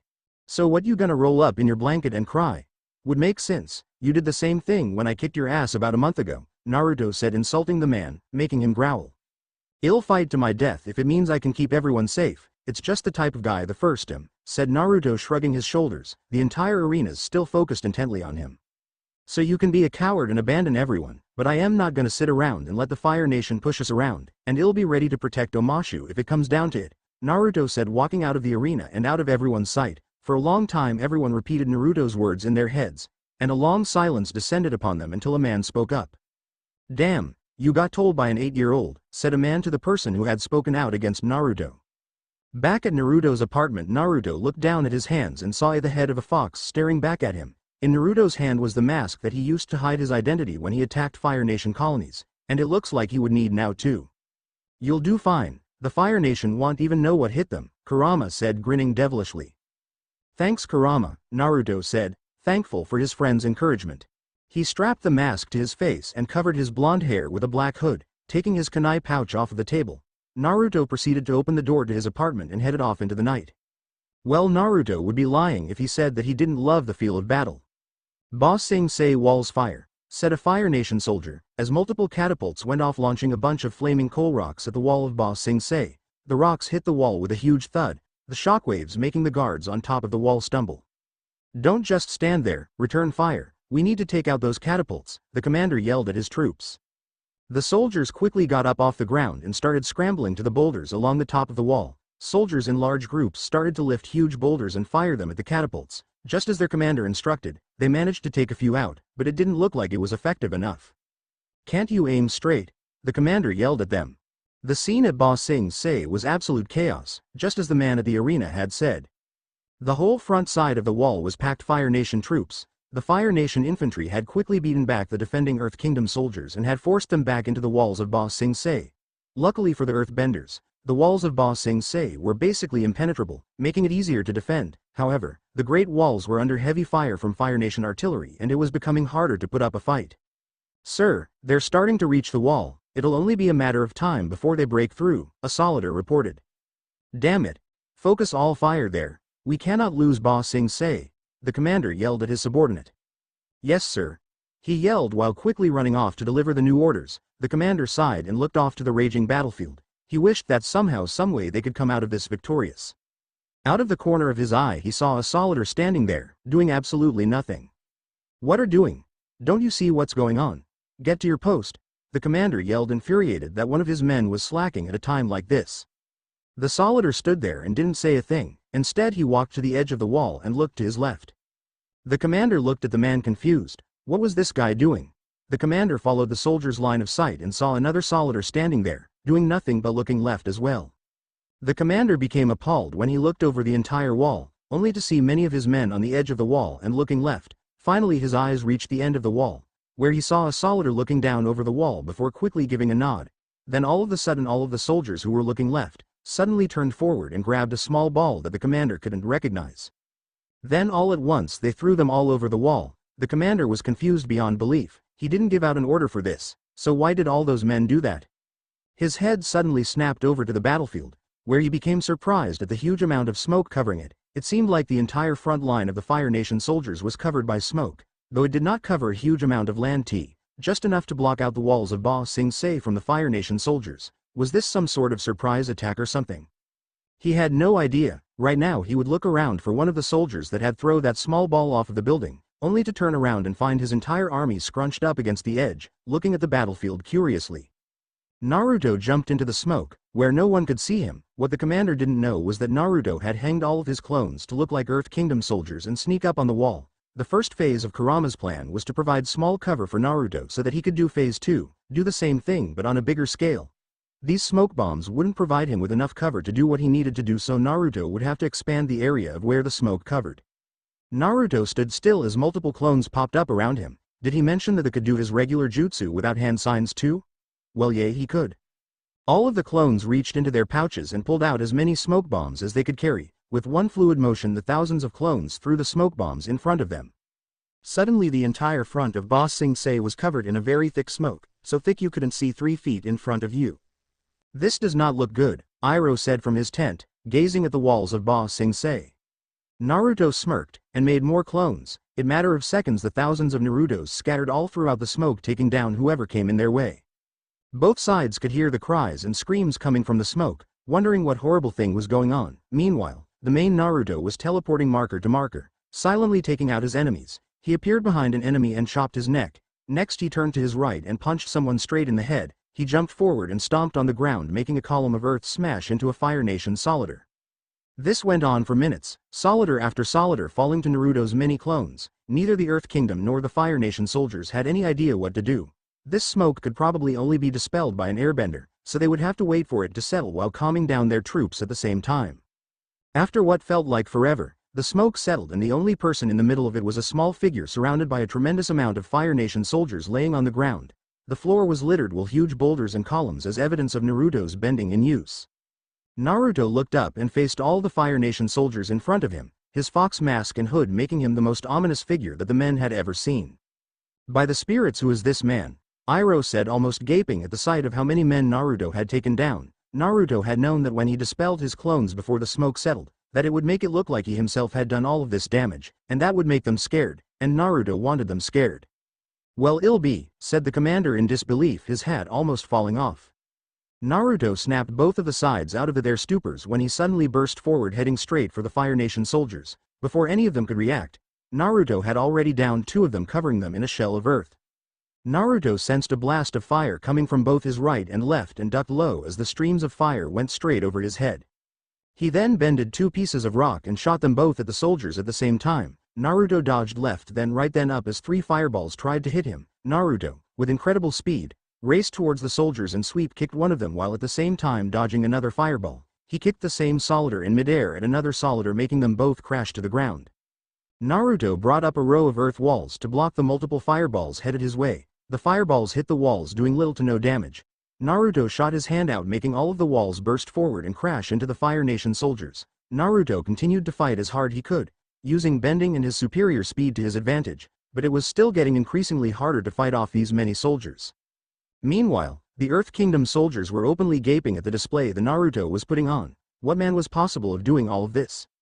They suddenly gasped as Naruto was hit with a wide arc of fire, burning his clothes a little bit and sending him to the ground. To their relief, he shook it off in mere seconds and returned to fighting. What the hell are standing there for? Help him out. We can still win this thing. The commander yelled at his troops. Yes, sir. The soldiers said in salute. At this point Naruto had taken down tons of soldiers and was still going. Naruto barely managed to dodge the fireball that came at him. He stood up and turned the ground to quicksand before turning it back into earth. Capturing a group of enemy soldiers, he turned around and came face to face with another Solider. Caught off guard, Naruto hadn't reacted quickly enough to dodge the fireball that this man was about to bend. But before he could, a rock hit the Solider on his head, knocking him out cold. Naruto looked at the man in surprise, before following the direction of where the rock came from. There he saw 2 soldiers on top of the wall waving at him. Naruto smirked and gave them a nod. Suddenly, there was a huge rumble and multiple cries before the entrance of Ba Sing Se was opened and out poured thousands of Earth Kingdom soldiers. They charged straight for the front line with a loud yell as soldiers on top of the wall started firing boulders into the army of the Fire Nation. The impacts and fighting could be heard all throughout the battlefield as the armies clashed with each other, and at the front was Naruto leading them with a smile on his face. The battle for Ba Sing Se had only just begun. Line break. After the battle, The Earth Kingdom had emerged victorious. When Naruto arrived, morale and confidence was boosted to an all-time high. While the Fire Nations plummeted like a rocket crashing, the soldiers on top of the walls were now able to hit the catapults with precise accuracy, destroying most of the Fire Nation's artillery. Naruto himself had taken out dozens of people, and add to the fact that everyone on his side were fighting like maniacs, the Fire Nation didn't stand a chance. While this was a great victory, this fight wasn't over by a long shot. The Earth Kingdom soldiers managed to push back the enemy to their camps, but by no means did that mean that they had completely gotten rid of them. No, Iroh would not be defeated that easily. That is why Naruto was here in the tent, outside the walls of Ba Sing Se, to discuss plans for doing just that. I did not imagine you would be so short, said one of the generals looking at Naruto. I have a rare disease, Naruto said dryly, and your voice sounds like a child's, another one said. Also another rare disease, Naruto said exasperatedly. Are you sure? I think you're a kid, one of the generals said. Look, I just defeated more than 1,000 Fire Nation soldiers. Are you really going to question me? Naruto said to the general with the most dark voice he could muster up. No sir, the general said in fright. Good, now I have a plan as to how we can win this battle, Naruto said, informing them. Well, it wasn't really his plan. He wasn't really good with military strategy, so he left that to Kurama. Kind of helps when you have a beast inside of you who is over 1,000 years old and has witnessed all sorts of wars throughout the years. Wait a minute, who put you in charge? You're a stranger that just appeared out of nowhere. Besides, how can we trust someone who hides his face from us, someone who won't even tell us his name? Said the commander. Look, Naruto said, sighing. I know it's hard to just accept some stranger coming in here and just calling the shots, but look, my plan to win against the Fire Nation worked. I am capable of handling this, as you just saw me basically save Ba Sing Se, he said, making them all think. Also, did I just not charge head first into hundreds of soldiers without question? I had no support or anything, yet I went in all by myself. Only after I had taken out all those soldiers did anyone do anything. If anyone here has the courage and dedication to do that, then I will gladly step aside and let them lead, Naruto said, scanning the room for anyone who would make such a claim. He found none. The Earth Kingdom is my home, and I will do everything in my power to protect it along with all my friends inside of it. But this just isn't about the Earth Kingdom. The Fire Nation is threatening the freedom of the world and must be stopped. If we lose Ba Sing Se, the Earth Kingdom will be at a severe disadvantage and the Fire Nation will be one step closer to taking over the entire world. I know I can protect this place and I am willing to prove it, if you just give me a chance, Naruto said seriously, even though he had mixed emotions about calling the Earth Kingdom his home. Since he had lived in Konoha for much longer, he still did consider the Earth Kingdom one of the greatest places he had ever been to. All of the friends he had made also lived here, and if he would have to come out here and fight for them, he most certainly would.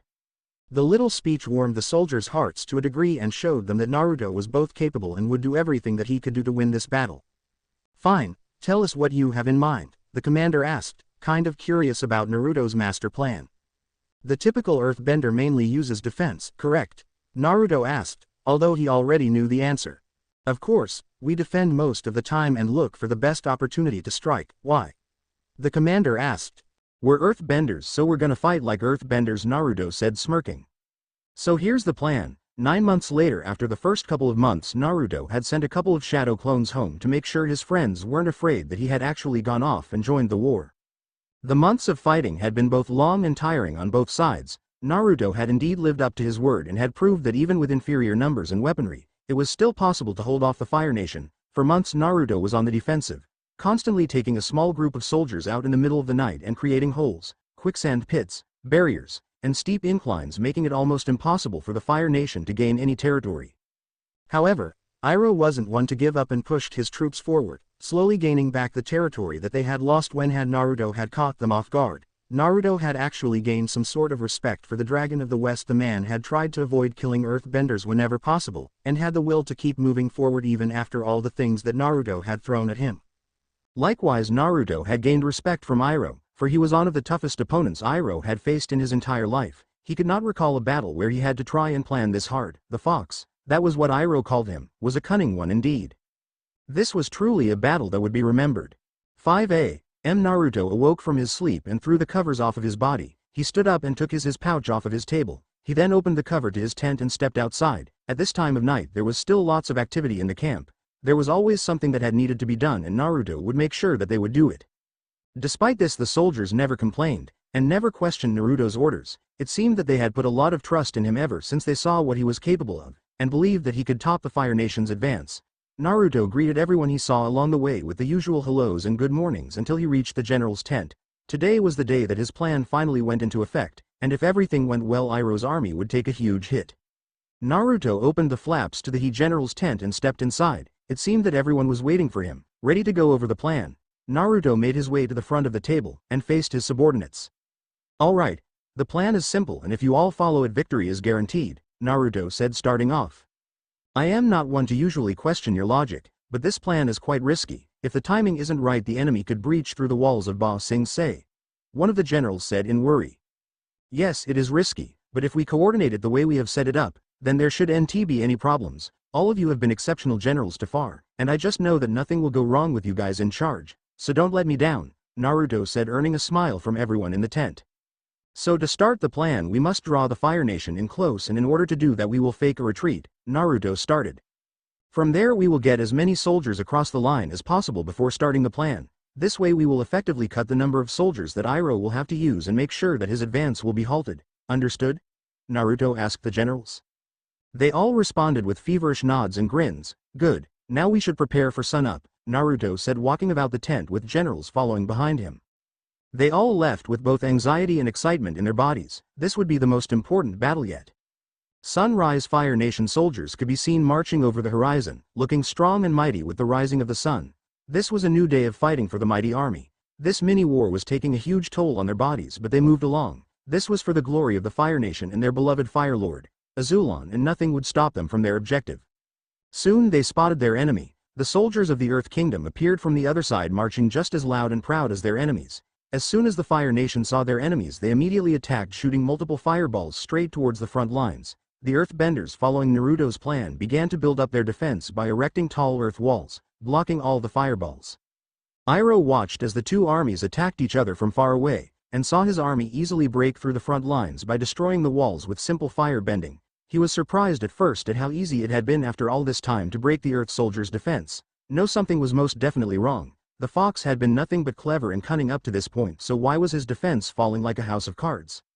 The way his army was arranged looked like it was made for circling around and capturing an opponent, but it was still in a straight line. It made no sense. Why would he put his army in such a position if his army wasn't even relatively close to being surrounded? He knew the fox wasn't this sloppy, and that he wouldn't call for something like this, unless there was maybe a reason behind it. The prince's eyes widened when he realized this, and he called out to the nearest soldier. "Get down there as fast as you can.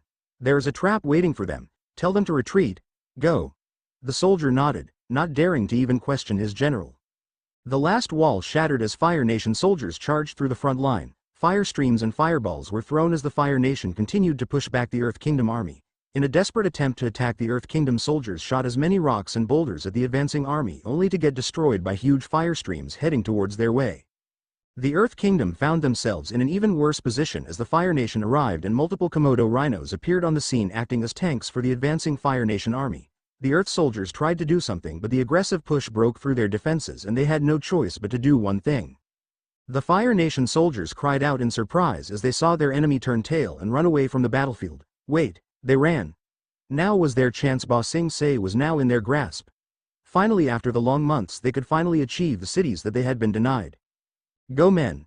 Do not stop until Ba Sing Se has fallen," yelled one of the soldiers on a rhino.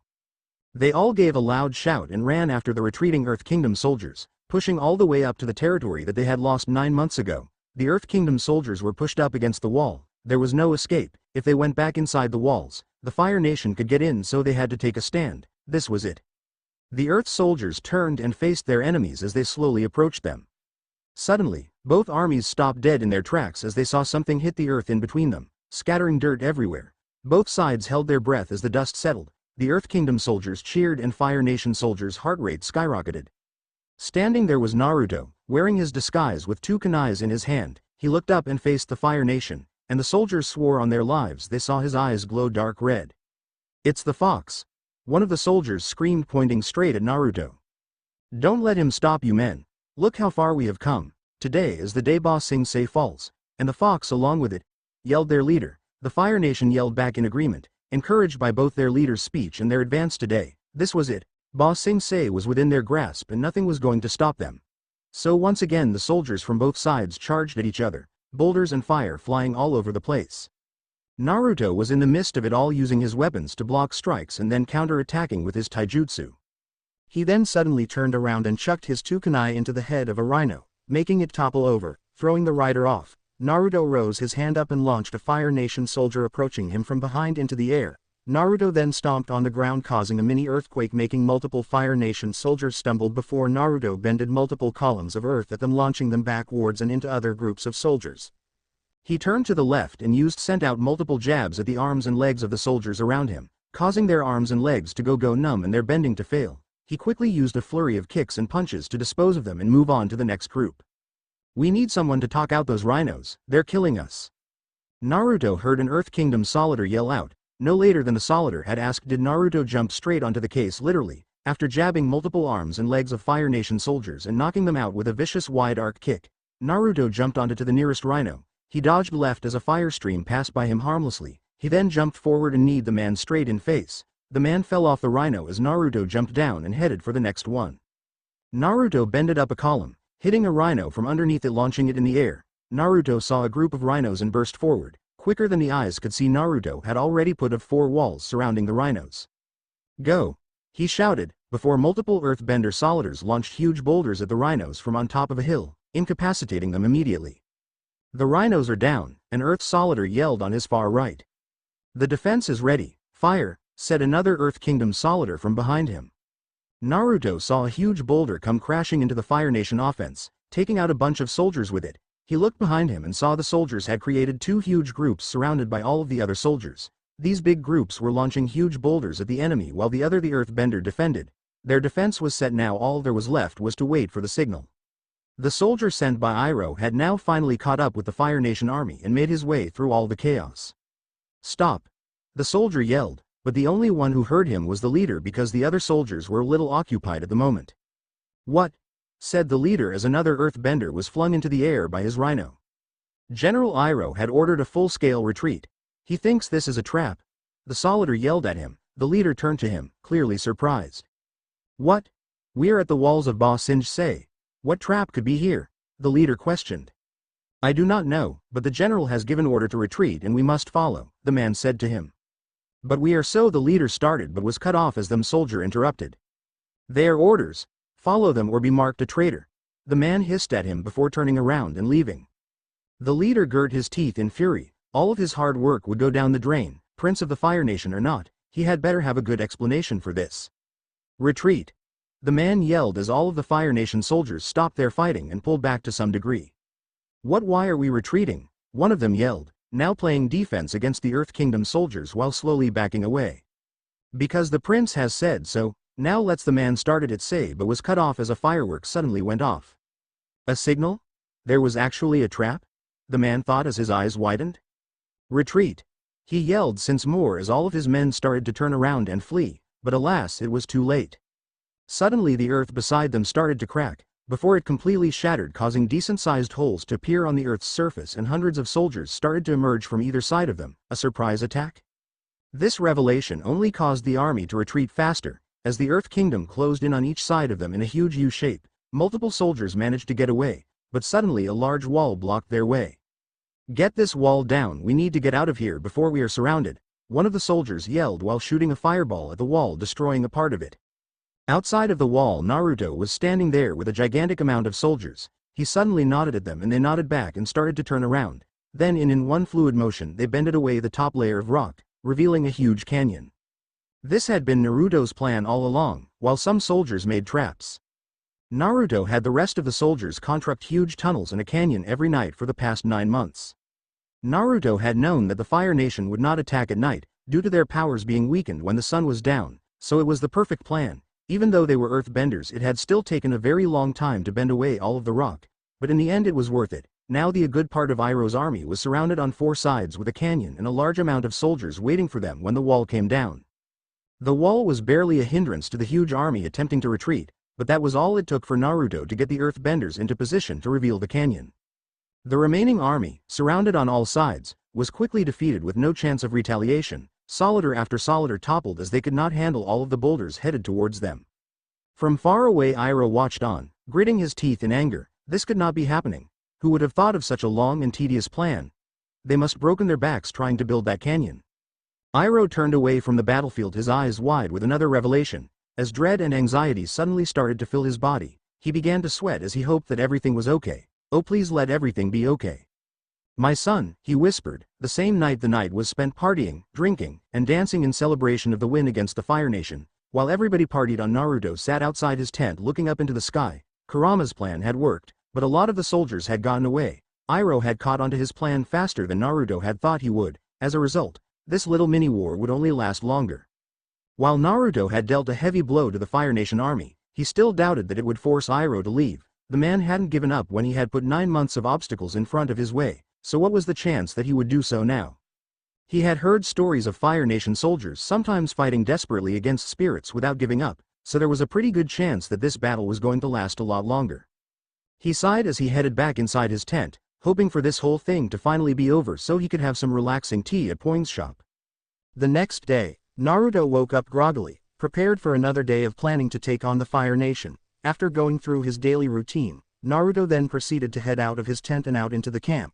He again said his normal greetings before heading into the general's tent. Once again it seemed like everyone was there, already discussing another way to hit the Fire Nation. Naruto stood by the table as he heard the generals go over plan after plan, before rejecting them. "Look, if we put them here the man started only to be interrupted by a soldier sprinting into the tent, breathing heavily from the intense running he had been doing. "What is it?" one of the generals asked absent-mindedly, while looking at his plans. "The Fire Nation. They have retreated," the soldiers said in between breaths. That statement made every single person in the tent freeze. The Fire Nation had retreated. "Our scouting team checked this morning. Their camp is gone. The siege. It's over," the man shouted with infectious joy. It took the men several seconds to process what the man had said. This couldn't be true. All at once they rushed out of tent. They had to see it for themselves to believe it. "What's going on?" said multiple soldiers as they saw all of the generals run out of the tent. They shrugged and decided to follow to see what was going on. Not soon after, a large majority of the camp was running across the battlefield all the way to the hill where they could spot the Fire Nation camp, only to find nothing there. They retreated. "We won," said one of the generals in disbelief. Likewise, the soldiers were dumbfounded that He had won, and soon after getting over their shock started to cheer loudly. They had won and protected Ba Sing-se, while also defeating the Prince of the Fire Nation. This was a fighter that would go down in history as one of the single greatest Earth Kingdom wins in the entire war.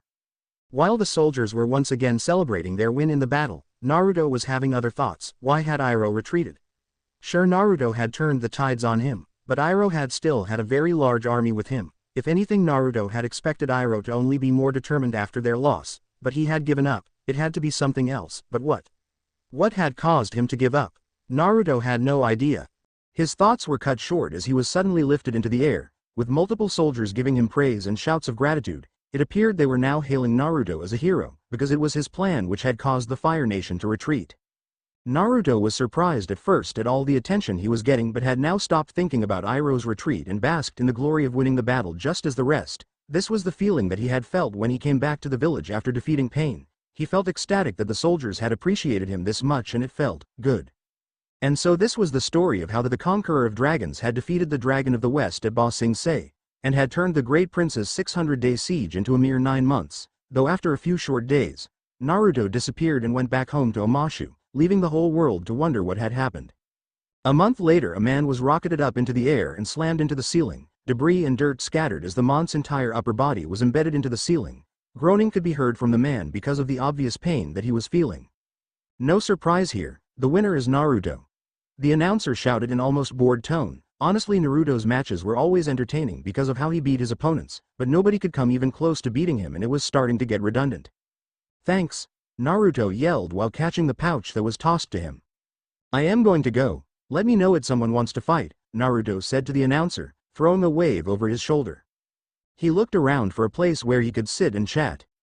He could see that everyone was conversing happily, and he smiled. It seemed like a lot of the tension and panic had calmed down after Naruto had come back from Ba Sing-se.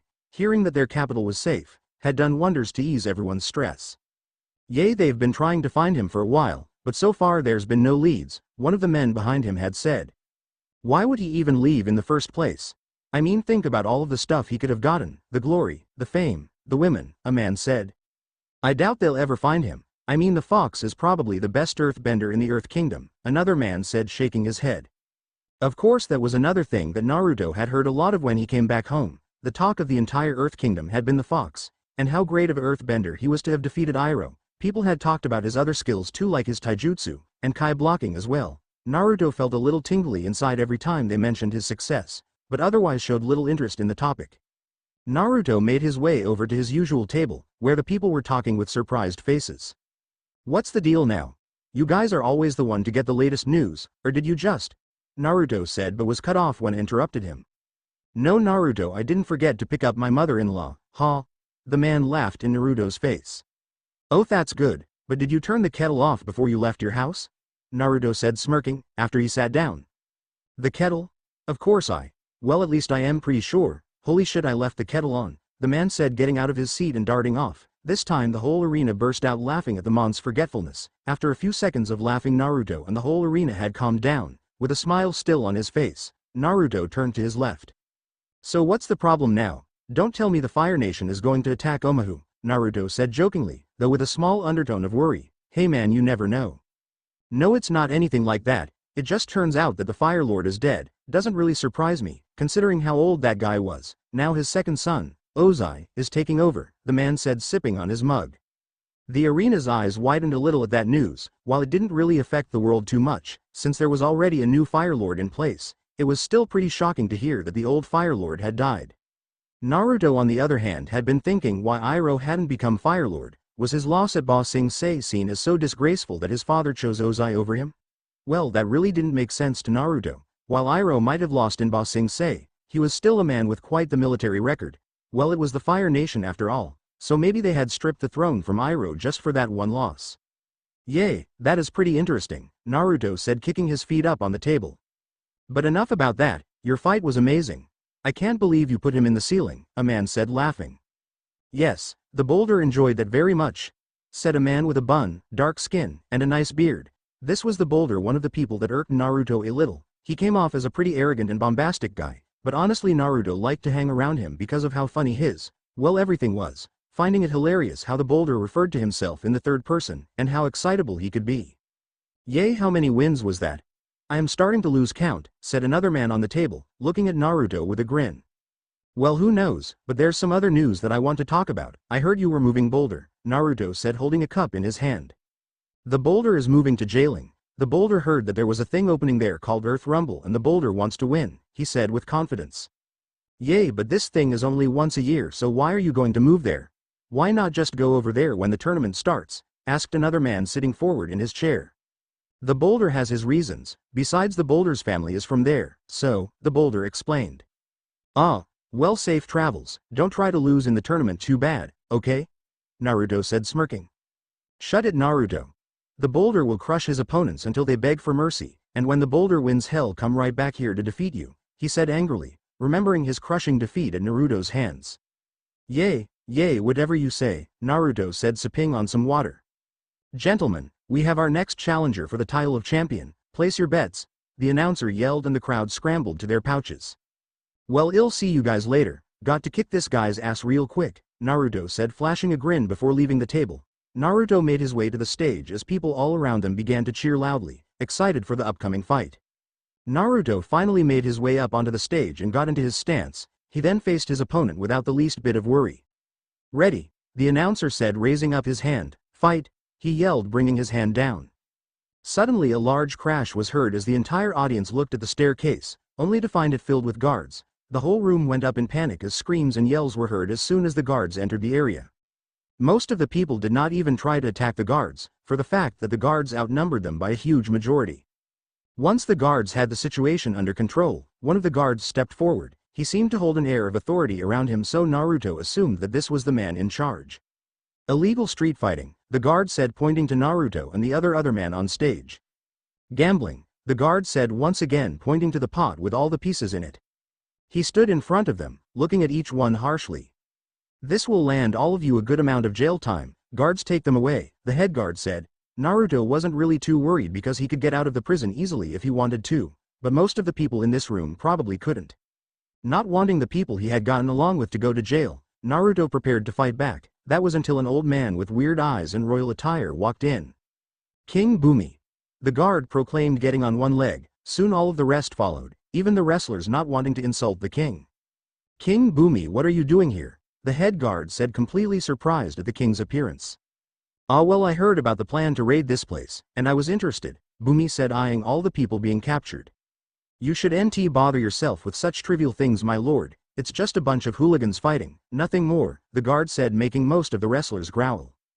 Even that one," Bumi said, pointing straight towards Naruto, finding it odd that an 8-year-old was fighting. "Boy, what is your name?" said Bumi, squinting at Naruto.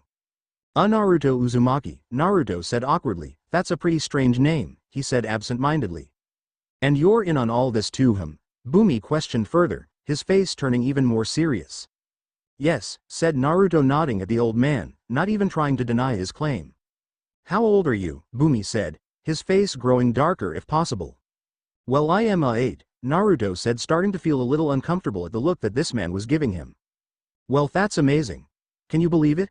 There's a professional earthbending wrestler at 8, he must be pretty good," said Bumi happily to the guard next to him, his entire mood taking a complete 180.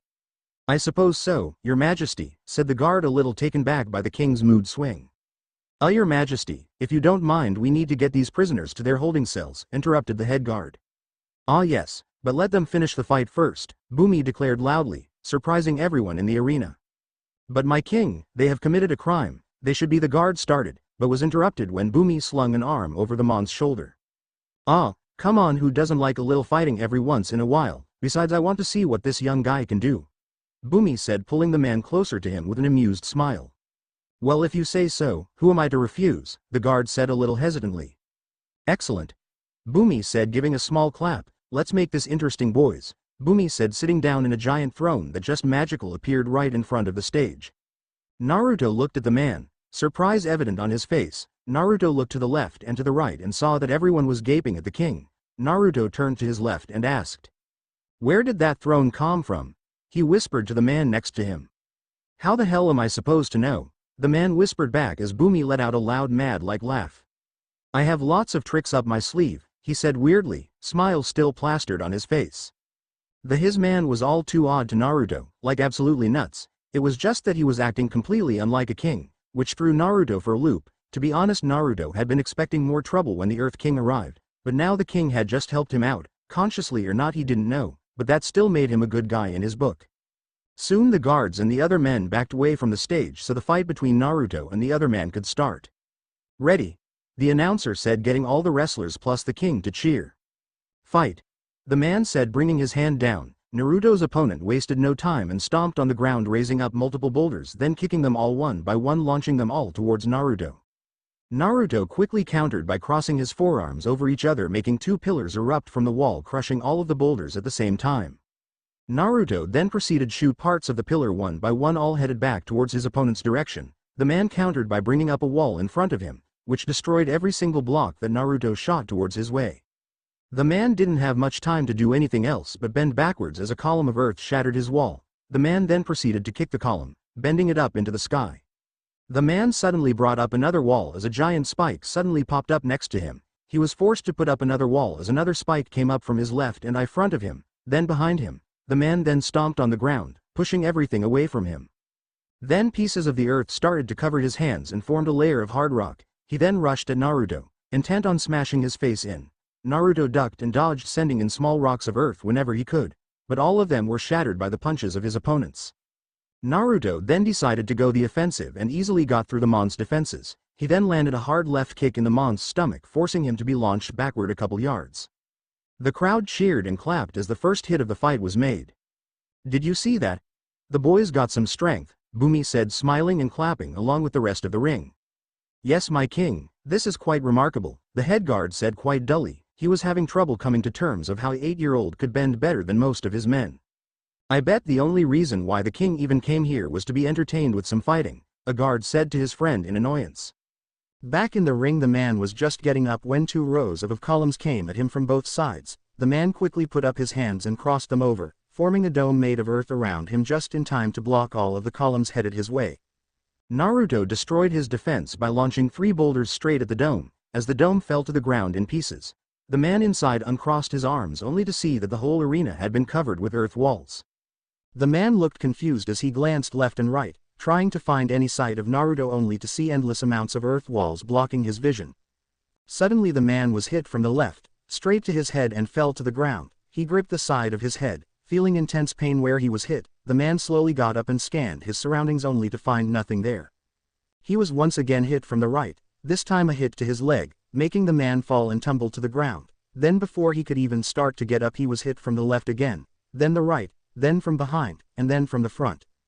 The man, all sweaty, battered and broken, called upon his last ounce of strength and looked forward only so see Naruto standing there with a triumphant smile on his face. Naruto stomped on the ground again, sending an earth column straight at the man, launching him to the side, and sending him crashing through multiple earth walls and out of the ring. "Winner, Naruto!" the announcer yelled for the whole arena to hear. The crowd once again broke out in a huge applause, Bumi being the loudest in the entire arena. As the clapping and hollering came down, Bumi stood up to speak. "That was absolutely fantastic," Bumi said with a cackle. While Bumi was doing that, Naruto looked over at the downed man with surprise. This opponent had been a lot tougher than the people he had faced in this arena. He had even had to use a diversion tactic and his chakra-enhanced speed to take him down. Strong bender indeed. After that small glance, Naruto turned back to Bumi. "Thank you for your praise, it means a lot coming from you," Naruto said, bowing a little bit, trying to be innocent. "Oh my, how polite, and you wanted to throw him in jail," Bumi said, looking at the head guard. "Aye. Well," the guard said, feeling both intimidated and conflicted by his king. "Well, all is forgiven, though I can't have all of you down here fighting, you know, breaking the law and stuff," Bumi said, whispering that last part to Naruto. "So, I guess I could make this government controlled. It would help out Omashu a lot if you guys can bet that amount every day," Bumi said, pointing to the impressive amount of pieces on the table. "Maybe we can even host our own tournament, what do you think?" Bumi said, asking the head guard. "Well, if we have entertaining fights like that, I suppose it would be an exciting event, which would also help out Omashu financially," the guard said, stroking his beard. "Excellent. Men, do your thing, but I think somebody needs a little more punishment for breaking the law," Bumi said, destroying the relief that was filling up inside the wrestlers' bodies. "Let's invite Naruto over for a feast," the king declared, making the whole arena sigh in relief. All of the guards face-palmed as their king made that announcement. "Sire, that really isn't a punishment," the guard said, a little irritated. "Silence. We will feed him." The whole arena awaited his words, the wrestlers fearing what the king would make Naruto eat. "Broccoli. I mean, everyone hates that stuff, am I right?" the king said, looking around expectantly. The sound of the guards smacking themselves in the face could once again be heard throughout the arena. The royal palace, Naruto sat across from the Earth King, who was looking at him with a creepy smile, at a huge dinner table with a multitude of Earth Kingdom cuisines of it. Not that this isn't nice, but why have you invited me here?" Naruto questioned Bumi. Well, a job well done deserves a good reward, right? It's not often that you see a child such as yourself so good at earth bending, the kind said, smiling. "Well, I guess that's true," Naruto said, taking a bite of the broccoli with a face of disgust. "Do I really have to eat this?" Naruto said, poking the broccoli, not enjoying the taste whatsoever. "Absolutely. This is part of your punishment. Anyway, I just wanted to ask, how did you become so good at earth bending? I mean, it's not every day you see a child bend that well," Bumi asked, squinting one of his eyes. "Well, you know what they say, practice makes perfect. I've just been practicing every day since I was able to bend, and I just got this good, I guess," Naruto said, telling a straight-up lie, trying to find some excuse for his excellent skills. "Yes, they do say that, don't they?" Bumi said, grinning a little. "There is also another reason I invited you to the palace. I want to challenge you to a fight," the king suddenly proclaimed, shocking Naruto a little. "No offense, but I don't think you are in your prime condition to be in a fight," Naruto said, obviously talking about his old age. "Well, I mean, I did let you off the hook after all. I think it would be only fair if you could do this one thing for me," the king said with a sincere tone. "Well, I suppose one small battle wouldn't hurt. It'll go easy, I promise," Naruto responded, finally giving in. "Great, follow me," the king said, getting up from his chair and heading down the hallway. Naruto got up and quickly followed the man. Soon they both arrived in Bumi's personal training grounds, and Naruto jumped off of the balcony and onto the floor with a huge thud. "Whenever you're ready," Naruto yelled out, expecting the old man to take a while to get down here. All of that was pushed out of his head as he saw Bumi strip himself of his royal robes. Underneath the garments was a strong muscular body that made Naruto gulp. "This dude is as old as dirt, but he's still as fit as a 25-year-old man," Naruto thought to himself. That was when Naruto realized he had been played. Guess this old man had some other intention than just bringing him here for a friendly spar. Naruto was forced to jump in the air after Bumi had landed on the ground, causing a shockwaves.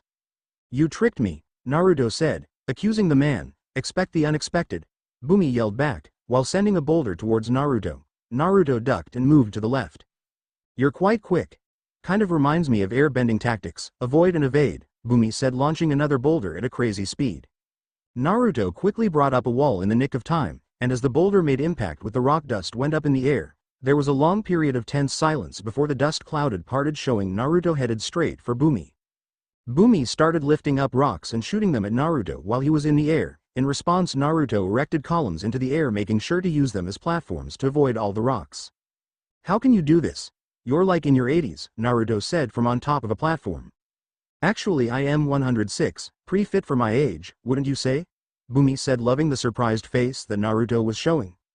Bumi then raised a boulder and shot it straight at the column that Naruto had just landed on. As a result, Naruto started to lose his footing as the pillar started to fall down. Naruto quickly jumped off of the pillar and started to fall down to the ground at a fast rate. Just before Naruto had hit the floor, he quickly turned the earth into soft dirt, saving him from death. "He's really good," Naruto thought to himself as Bumi suddenly stomped on the ground, turning the soft dirt he was into quicksand, sinking him into the ground. Naruto struggled to remove himself, but to no avail. He then looked up to see a huge piece of rock hovering above him. Underneath it was Bumi smiling as he threw the piece of rock straight at Naruto. The giant piece of rock made impact at the spot where Naruto was, and Bumi waited patiently to see whether his attack had did the trick or not. Bumi was then forced to duck as a shuriken flew over his head. "You're good with weapons and you can tunnel through the earth as well? You're just full of surprises," Bumi said before his left wrist guard was pierced by a kunai and was pinned against the wall. The same thing happened to his right wrist guard and he was pinned against the wall. Naruto appeared with 4 shurikens spread out like a fan in his hand, all of them ready to be thrown. "Nice skills, but you'll have to do better than that," Bumi said, stepping on the ground, causing a huge earthquake. Naruto still held firm as the earthquake rocked the arena, but this gave Bumi the opportunity to free himself and raise his hand up. Suddenly Naruto's legs became encased in earth and he could no longer move. Just as Naruto was about to set himself free, a voice in his head spoke up. "Stop," Kurama said from inside his head. "What? Why? I can beat this guy," Naruto said back at his friend. "You could, but let's think about this. This man invited you into his place and tricked you into thinking he was an old man who was past his prime. This is a setup for something. I think he's suspicious of you. I am not surprised considering how much you show off, but it would be more suspicious if you managed to defeat the Earth King, don't you think? This will draw a lot of unnecessary attention that we don't need, so throw the fight now," Kurama said, giving advice to his host. Naruto realized that Kurama was right. The old man had tricked him. Naruto didn't want to paint a target on his back, so taking Kurama's advice, Naruto began to pant heavily, appearing to be tired. Okay, I guess this is why you're the Earth King. I give up," Naruto said. "I still got it," Bumi said, laughing loudly with the occasional snort thrown in. After a while he calmed down and faced Naruto. The king of Omashu smiled, and moved his hands downward, looking like he would free Naruto from his confines. But instead Bumi bended up another piece of rock up into the air and kicked it Naruto's direction. Naruto, not expecting the sudden move, didn't have any time to think as the boulder came close to his body. Reacting solely on instinct, Naruto brought his hands and let out a strong stream of air, pushing the boulder away from him. Naruto then proceeded to break his feet out of its confines and appeared behind Bumi so fast that if you blinked you would have missed it. Once behind him, Naruto placed a kunai at the mon's neck and held it there. "Why did you do that? Were you trying to kill me?" Naruto questioned him angrily, but froze at the smile that Bumi had across his face. "So you can bend air? Pretty well too. I've never seen an airbender move that fast using their bending before," the king said. At this, Naruto removed the kunai from the mon's neck and stepped back, realizing that he had played into the mon's hands. "How did you figure it out?" Naruto asked the man, completely baffled at how nobody realized his powers but Bumi. "Well, you're a great earthbender, which is pretty unusual for a child. I figured you must have been special in some sort of way, but mostly it was a hunch," the king said, cackling madly. "What? A hunch? You could have killed me," Naruto said angrily. "Got to take risks to get rewards," Bumi said slyly, winking at Naruto. "And it looks like I got my reward after all. Looks like the avatar had finally returned, though I imagined you would be a lot taller, older too," Bumi said, placing a hand over Naruto's head to check his height. "I am not the avatar," Naruto said seriously, crossing his hands over his chest. "Really, I can't say that I know anyone else in the entire world that could bend one then more element," Bumi said, looking at Naruto. I am seriously not the Avatar, Naruto said, denying the mon's claim. If you're not the Avatar, then what are you? Bumi said in an almost challenging tone of voice. Well, I am, Naruto said hesitantly as Bumi waited expectantly. Just tell him, your cover's been blown anyway. If you don't, word will get out that you are the Avatar, and we know that's not what we want. Who knows, the king of Omashu might prove to be a valuable ally, Kurama advised his host once again. Naruto nodded and took a deep breath. I am from another world, where it's possible to use more than one element, Naruto said seriously. At this, Bumi looked at him. He came in close and stared straight into Naruto's eyes, before busting out laughing. Naruto stood there as Bumi continued to laugh it up, waiting patiently until it stopped. I mean, if a person were to tell him that they were from another world, he would probably be laughing too. I might say some crazy things, but even in not crazy enough to believe that, or am I? The Earth King said, placing his hand on his chin in thought. Just watch, Naruto said, taking a tri-pronged kunai out of his pouch. Bumi eyed the strange weapon curiously. He had never seen a weapon with all of these strange markings. Naruto then proceeded to throw the weapon into the ceiling. Naruto then disappeared in a bright yellow flash, startling Bumi but at the same time making him more curious.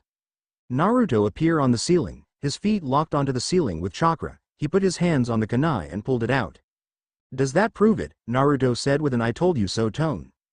Well, advanced earth benders could stand on an earth ceiling, but I've never seen anyone disappear and reappear like that. Are you a magician part-time? Bumi said, looking at him funny. Naruto jumped off of the ceiling and onto the floor with a huge thud. No, it's called the Hiroshin. It allows the user to teleport from one of these markers to another. To do this, a person needs chakra, Naruto said, giving his explanation. Chakra? Bumi said, attaching his head. Chakra is like Kai in that it is essential for doing even the most basic techniques, and by manipulating it through hand signs like this, Naruto said, crossing his fingers as hundreds of clones popped up around them.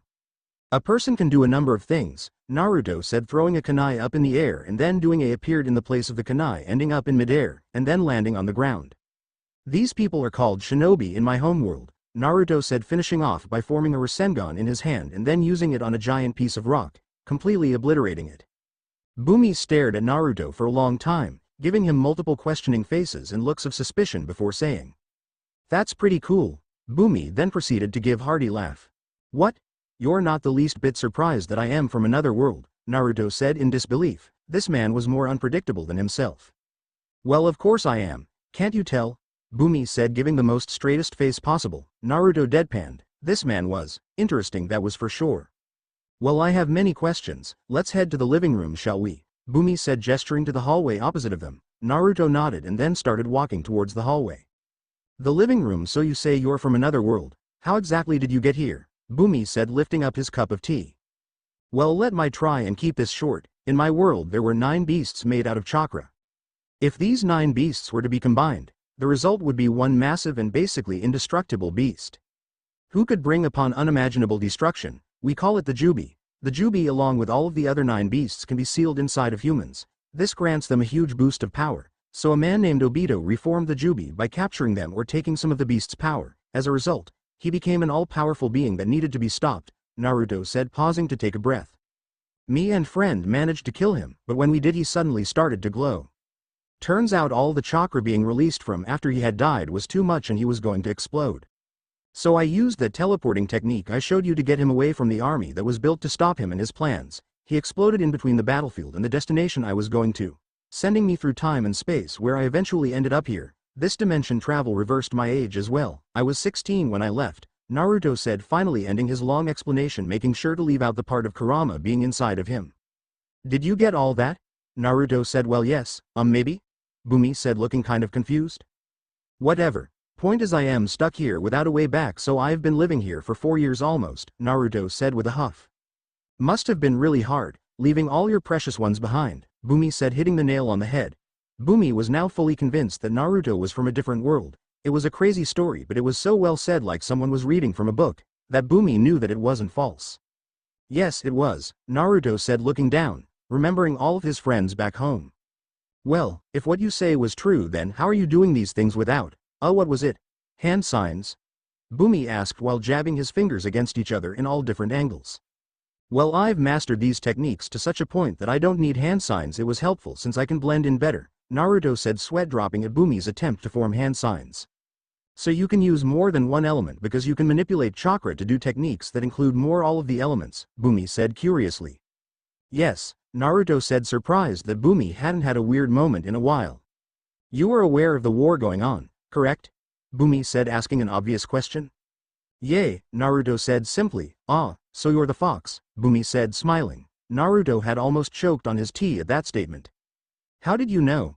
Naruto asked, genuinely surprised that Bumi could figure that out. I didn't, I just guessed. People described him as really short and strong, and look who I have here, a small child. Oh well, you were technically an adult. Who took down an all-powerful beast, Bumi said, laughing.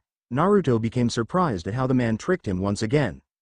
He's a lot smarter than I gave him credit for, Naruto thought to himself. They say there's a method to madness, Kurama muttered inside his head. Yay, I am the fox. I've also been freeing the colonies on the west coast, Naruto said, figuring he would tell Bumi everything. I want to thank you. Fighting for people out of the kindness of your heart even though you had nothing to do with this war is truly noble, Bumi said warmly. It's not really anything, I was doing what was right, Naruto said, a little embarrassed.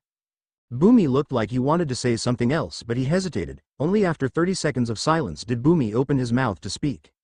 Can I ask you something? He said slowly. Sure, go ahead, Naruto said, wondering what the king wanted to say. Can you go into the Fire Nation? Bumi said suddenly, shocking Naruto at the abrupt statement. As a spy, Naruto's eyes widened a little as he heard the request. A spy? Naruto repeated, still surprised. I've never known someone other than the Avatar who could use all of the elements. If you were to sneak into a Fire Nation and become a student at the academy, you could later infiltrate their ranks and there would be no suspicion as to where you came from because you had previously attended the academy, Bumi said, surprisingly intelligently. He's right. Also think about this. How many earthbenders can be successful as a spy? Sure, there are people in the Fire Nation infantry without bending, but how far can the people of this world get without bending? You can technically firebend and are exceptional at it. If anyone could sneak in, it would be you. And you can give the Earth Kingdom valuable information if you do, Kurama said to him. Naruto went over Bumi's request in his head. He would be leaving all of his buddies behind, but he could weaken the Fire Nation from the inside out. He was probably the only bender alive who could do this job. After all, people from the Water Tribe or the Earth Kingdom can't bend fire, so how would they get up high in the ranks? Along with all of this, Naruto was quite curious about the Fire Nation, its history, customs, government, who knew what the Fire Nation was like. I know it will be a long mission. It would probably take a long time to get into the military, but if you do this, think about all the lives we can save if we knew where the enemy attack, and how much more quickly the war would be won, Bumi said. How long do you think it would take? I don't want to spend 10 years waiting to get up high in their ranks, Naruto said. It will take long, I won't deny that, but mister, I beat the most powerful being in my world. If you're as strong as you say you are, then it shouldn't take that long. I guess if you get impatient, why snoop around a little? You're pretty good at it considering you got into my library, Bumi said, figuring out that since the fox could use Kai blocking and Naruto lived in Omashu. Also the fact that the library was broken into 4 years ago, the same time Naruto said he entered this world, it was pretty clear who the infiltrator was. Sorry about that, by the way. I was just trying to get some information, Naruto said a little nervously. You can make it up to me by going to the Fire Nation, Bumi said, weirdly playing with his beard. Naruto sighed. He couldn't deny the mon's logic. This would be extremely beneficial for the Earth Kingdom, and the war would end a lot sooner with him supplying information, so with Kurama's and Bumi's points he decided that he would become a spy. Okay. I'll do it, Naruto said, grinning. Excellent, Bumi said, quite pleased.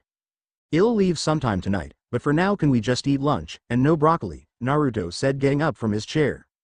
Of course, right this way, Bumi said, leading the way. As they walked side by side down the hallway, Bumi suddenly said something. May I ask you something else? What? Can I see you do that teleporting thing again? It was really cool. Shut up. Yudao. Naruto had made his way west of the Fire Nation colony of Yudao. Yudao had been a surprisingly peaceful city in Naruto's opinion and had been one of the examples that showed that the Fire Nation and the Earth Kingdom could live together in harmony. But Naruto knew this was most certainly not the case in the other colonies on the west coast. Anyway, Naruto had just made it to the sea where Bumi had told him was a regular route for Fire Nation soldiers to unload their cargo and carry it by animals all the way to the city of Yudao. This would be Naruto's one-way ticket to the Fire Nation. Right now Naruto was wearing something similar to his Earth Kingdom clothes. The top consisted of a robe-like short-sleeved shirt. It was more of a dark red in contrast to his pants, which were more pinkish red. Also his collar was the same pinkish red as his pants, and he wore a small piece of cloth around his waist that was the same color. Naruto picked it up at one of the many stores in the colony, This would make him look like more of a Fire Nation citizen when he arrived there. He peeked his head from behind the small house he was behind, and saw multiple Fire Nation soldiers walking down a plank, unloading cargo into multiple caravans.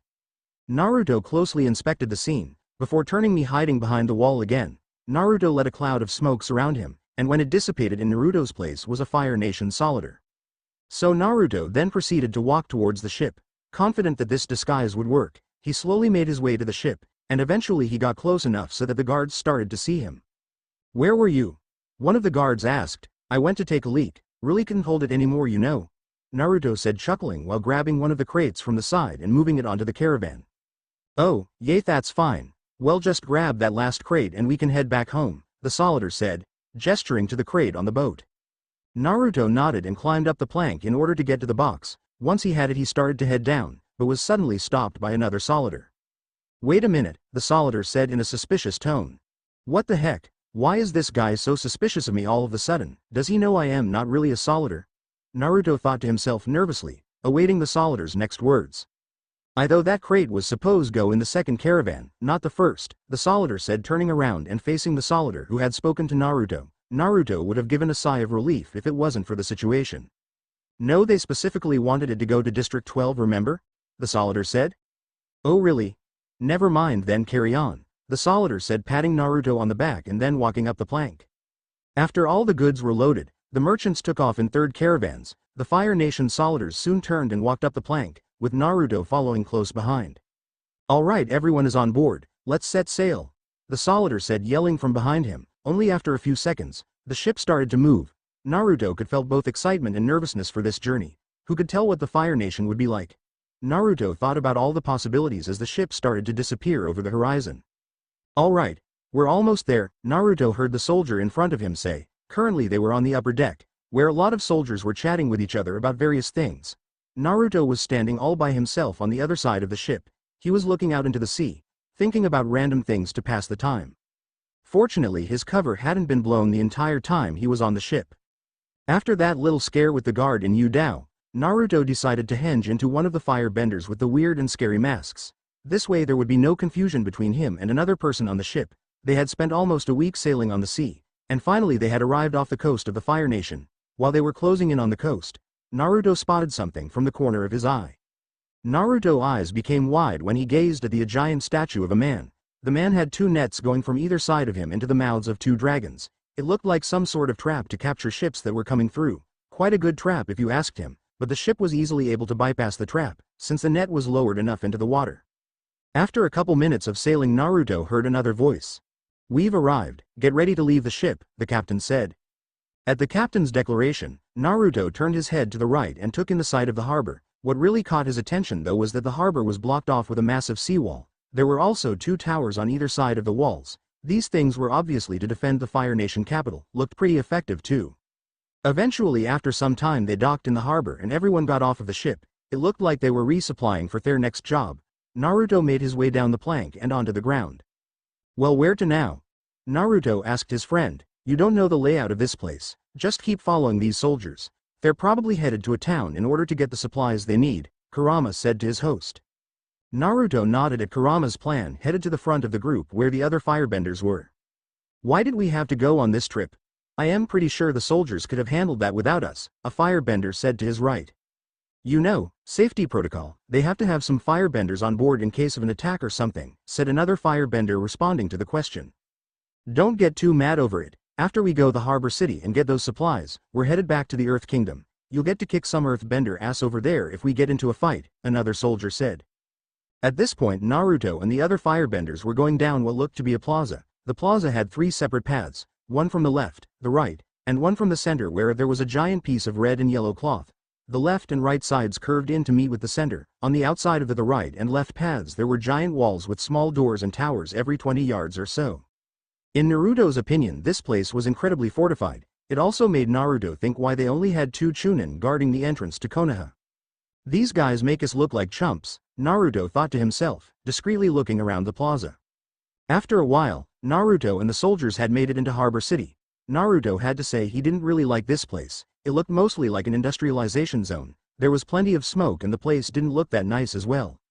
After a while, the Fire Nation soldiers made it to the shop and bought all their needed supplies. While the soldiers were loading up the goods, Naruto slipped into one of the many on the street. After a brief puff of smoke, 8-year-old Naruto came out of the other end and onto the streets. Alright, getting here wasn't too hard. Now let's find out some more about this place, Naruto thought to himself.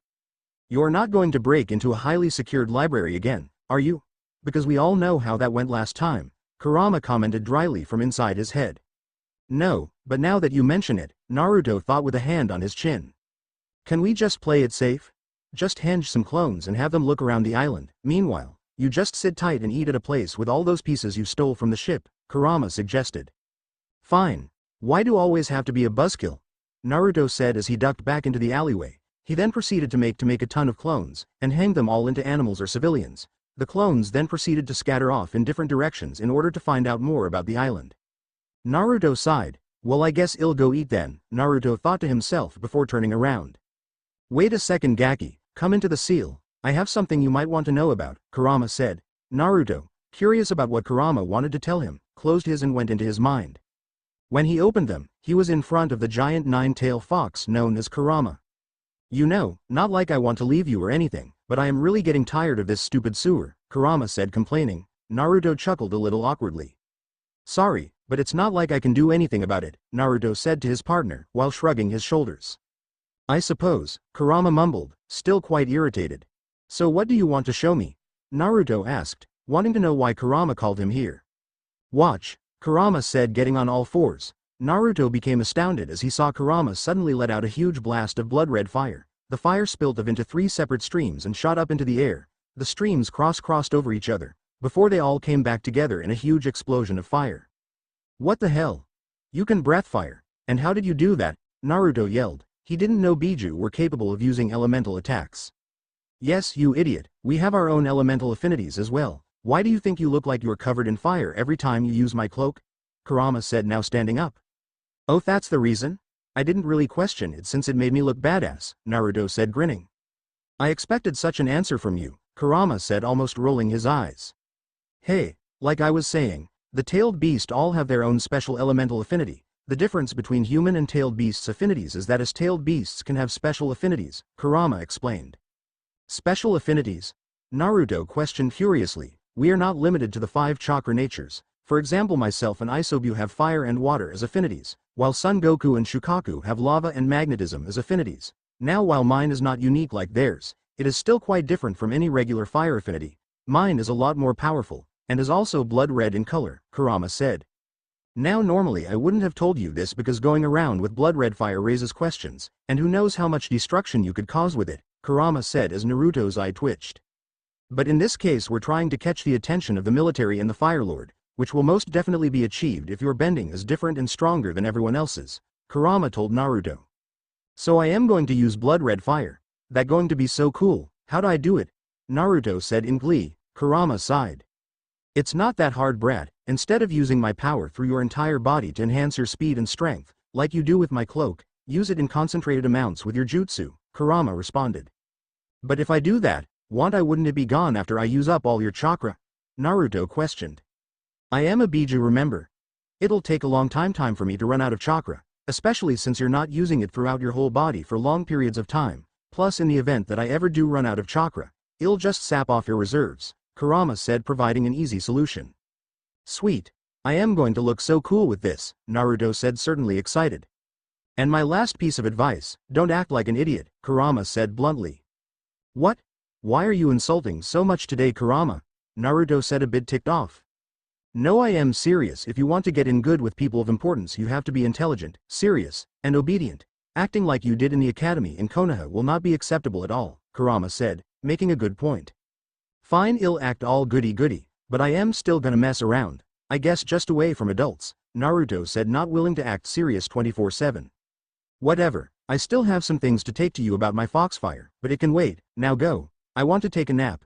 Naruto heard before the fox curled up and rested its head on its hands. With that, Naruto opened his eyes once more, and came back to the real world. After Naruto had made sure that nobody was around him, Naruto went back into the streets. Just as Naruto took the first step, his stomach growled loudly. A bite to eat doesn't sound that bad, Naruto said, jingling his bag of stolen pieces. With that, Naruto went off to search for a place to eat. A couple hours later, a giant smash could be heard. A man was sent through a barrel. The man groaned at the agonizing pain he was feeling at the moment. He really couldn't believe he got beat up by a little kid. Meanwhile, Naruto dusted off his hands and grabbed the small pouch of pieces that the man dropped. He then turned around and proceeded to hold it out to a woman about 20 years old. Thank you, the woman replied, still shocked at how quickly Naruto had beat up the thief who tried to steal her purse. There were quite a number of criminals in the industrial zone of the harbor city. No problem, Naruto said, smiling. He then turned around and headed down the road. After finishing his dinner, Naruto had explored Harbor City for a while. He had found many stores that shops that sold many items. During his little journey, it just so happened that he had came across a thief trying to rob a woman in his exploration of the city. Well, it was safe to say, the guy didn't even know what hit him. Naruto suddenly stopped in the middle of the street as many different memories flashed through his head.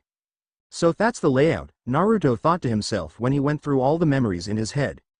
Well, the capital was divided into multiple parts. There was a major city, which looked like it was in the middle of a crater of an inactive volcano. From what his clone in a small bird transformation had gathered, Naruto could see that only nobility and the upper class lived there. The place was called Royal Caldera City. Below that there was a pathway that connected Royal Caldera City to Harbor City via a narrow jagged pathway, which would no doubt prove troubling for an army to get through with defense raining down on them. Then there was Harbor City, where he was at, which was where there were lots of businesses, along with where lots of military products were made. North and south of the city there were two large urban neighborhoods in the hills where the commoners lived. Well, I am pretty sure you got to make a hell of money to be a noble, and I can't really fake it either, so I guess it's off to the hills for me, Naruto thought to himself before turning around and heading to what would now be his new home. Urban neighborhood north of Harbor City. Naruto walked down the path, looking all around him as he went. The houses here mostly consisted of fairly sized gray buildings with red tile on the top. While looking around, Naruto couldn't help but think how much better Caldera City was. From what this clone had captured, Naruto had seen multiple estates and mansions with expensive and intricate designs that were made vertically. It was truly a paradise with a lot of luxuries. Well, I guess I need to find an apartment, Naruto said, taking out his pouch. Naruto kept strolling throughout the streets until he came upon a huge statue of the Fire Lord. Damn, someone's a little full of himself, Naruto thought before heading to the apartment complex right in front of the statue. He walked in through the front door and saw a fat man basically falling asleep behind a counter. Seeing this, Naruto quickly hanged into a man in regular Fire Nation clothing. After that, Naruto walked up to the man and rang the bell, making the man basically fall back out of his seat. What do you want? The man said, quite angry at Naruto for waking him up. I am just looking for a room to stay in, Naruto said, giving a wide smile, while putting the gold pieces on the man's desk. The man looked a little less annoyed at the news of someone wanting to rent one of the apartments, and grabbed a key from behind him. Here, it's 12B, the man said while handing Naruto the key and taking his pieces. Thank you, Naruto said with his smile still in place. With that, Naruto left the man to check out his new apartment. Naruto's apartment. So are you gonna enroll tomorrow? Kurama questioned. Yay, I don't see a reason why we should NT. I mean, the earlier we start the earlier we get into the army, Naruto said to his companion. About that, I was thinking we could take a more drastic approach that will make this whole thing a little easier, Kurama said, grabbing Naruto's attention. Do you another super fire power I don't know about? Naruto asked curiously. No, I am talking about tricking them. We talked about using your blood red fire to get you noticed, remember? Kurama asked him. Yay, I remember, Kurama, it was literally like half an hour ago, Naruto said, rolling his eyes. Well, I think I came up with a plan, Kurama said very mischievously. Naruto raised an eyebrow at his partner's tone. This should be good. I am listening. The next day he had to say, the Fire Nation Academy was a very big and nicely made building. Unlike most of his surroundings, the Fire Nation School was quite a sight. The place was humongous for one. The architecture was pretty astounding, and it was overall just beautiful. It was funded by the government after all, so he guessed he should have expected it. The school was located on the outermost hills of the area that he was currently living in. The ocean gave the place an amazing view, which only furthered Naruto's like for it. After finally reaching up the path, Naruto stopped at the entrance of the school just to gaze at the magnificent building for a while. Multiple students went past him. Some looked very young, but others looked to be in their mid-teens and were all giving Naruto strange looks. After a while, Naruto raised his left foot and then proceeded to take his first step into the school grounds. After making his way into the school, Naruto began searching the building for a place where he could enroll into the academy. All throughout the hallways tons of people were staring at him, no doubt stunned by his bright blonde hair and his dark blue eye color. This is how it went for a good 10 minutes. Naruto walked down the hallways, looking for a place where he could get his questions answered, and people staring at him with incredulous expressions. Before he knew it, all of the kids were out of the hallways and into their classrooms. It was deadly silent as Naruto continued to try and find an office or something where he could ask to enroll. Suddenly, a man with white hair and a pretty long beard popped up at the end of the hallway. Behind him were several other men, standing there with serious looks on their face. What the hell?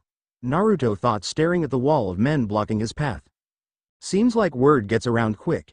Guess the kids tattled on the kid with blonde hair, blue eyes, and whisker marks no one's ever seen before. A shocker, really, Kurama said sarcastically. Relax, this makes the plan easier. We've got their attention on me, Naruto said confidently. Hello, Naruto said in a respectful tone. Good morning, may I ask your name? The older man asked politely. Naruto Uzumaki, and can I ask who you are? Naruto questioned.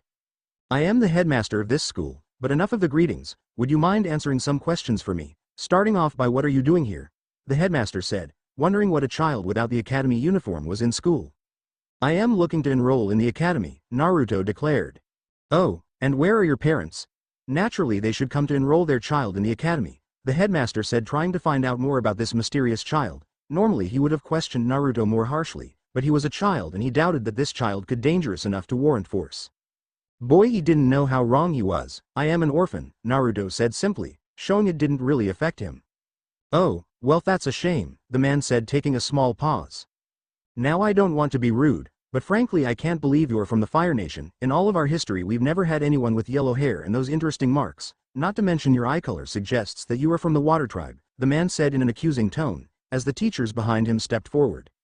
I was an orphan from birth. I have no idea who my parents were, so I have no idea how I have these features. However, I am from the Fire Nation and I can show you if you'll allow me, Naruto said. And how would you prove that? The headmaster questioned. I can fire bend, Naruto said, a little hint of smugness in his voice. Oh, can you? Well, if what you say is true, then you should mind giving a demonstration, would you? The headmaster questioned. If he could fire bend, then he had to be a Fire Nation citizen. After all, only people from the Fire Nation could fire bend. Sure, would you mind leading me to a place where I can show you? Naruto asked, in the same respectful tone. Follow me, the man said, before turning around and heading down a hallway.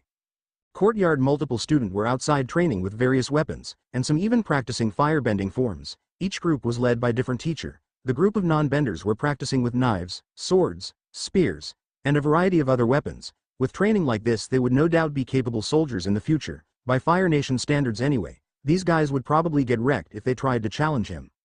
They eventually came to a stop in the middle of the courtyard. The students and even the instructors stopped and turned to look at all of the teachers and the headmaster that had just come out of the building. Their attention was then fixed on the kid that they all had seen earlier that morning.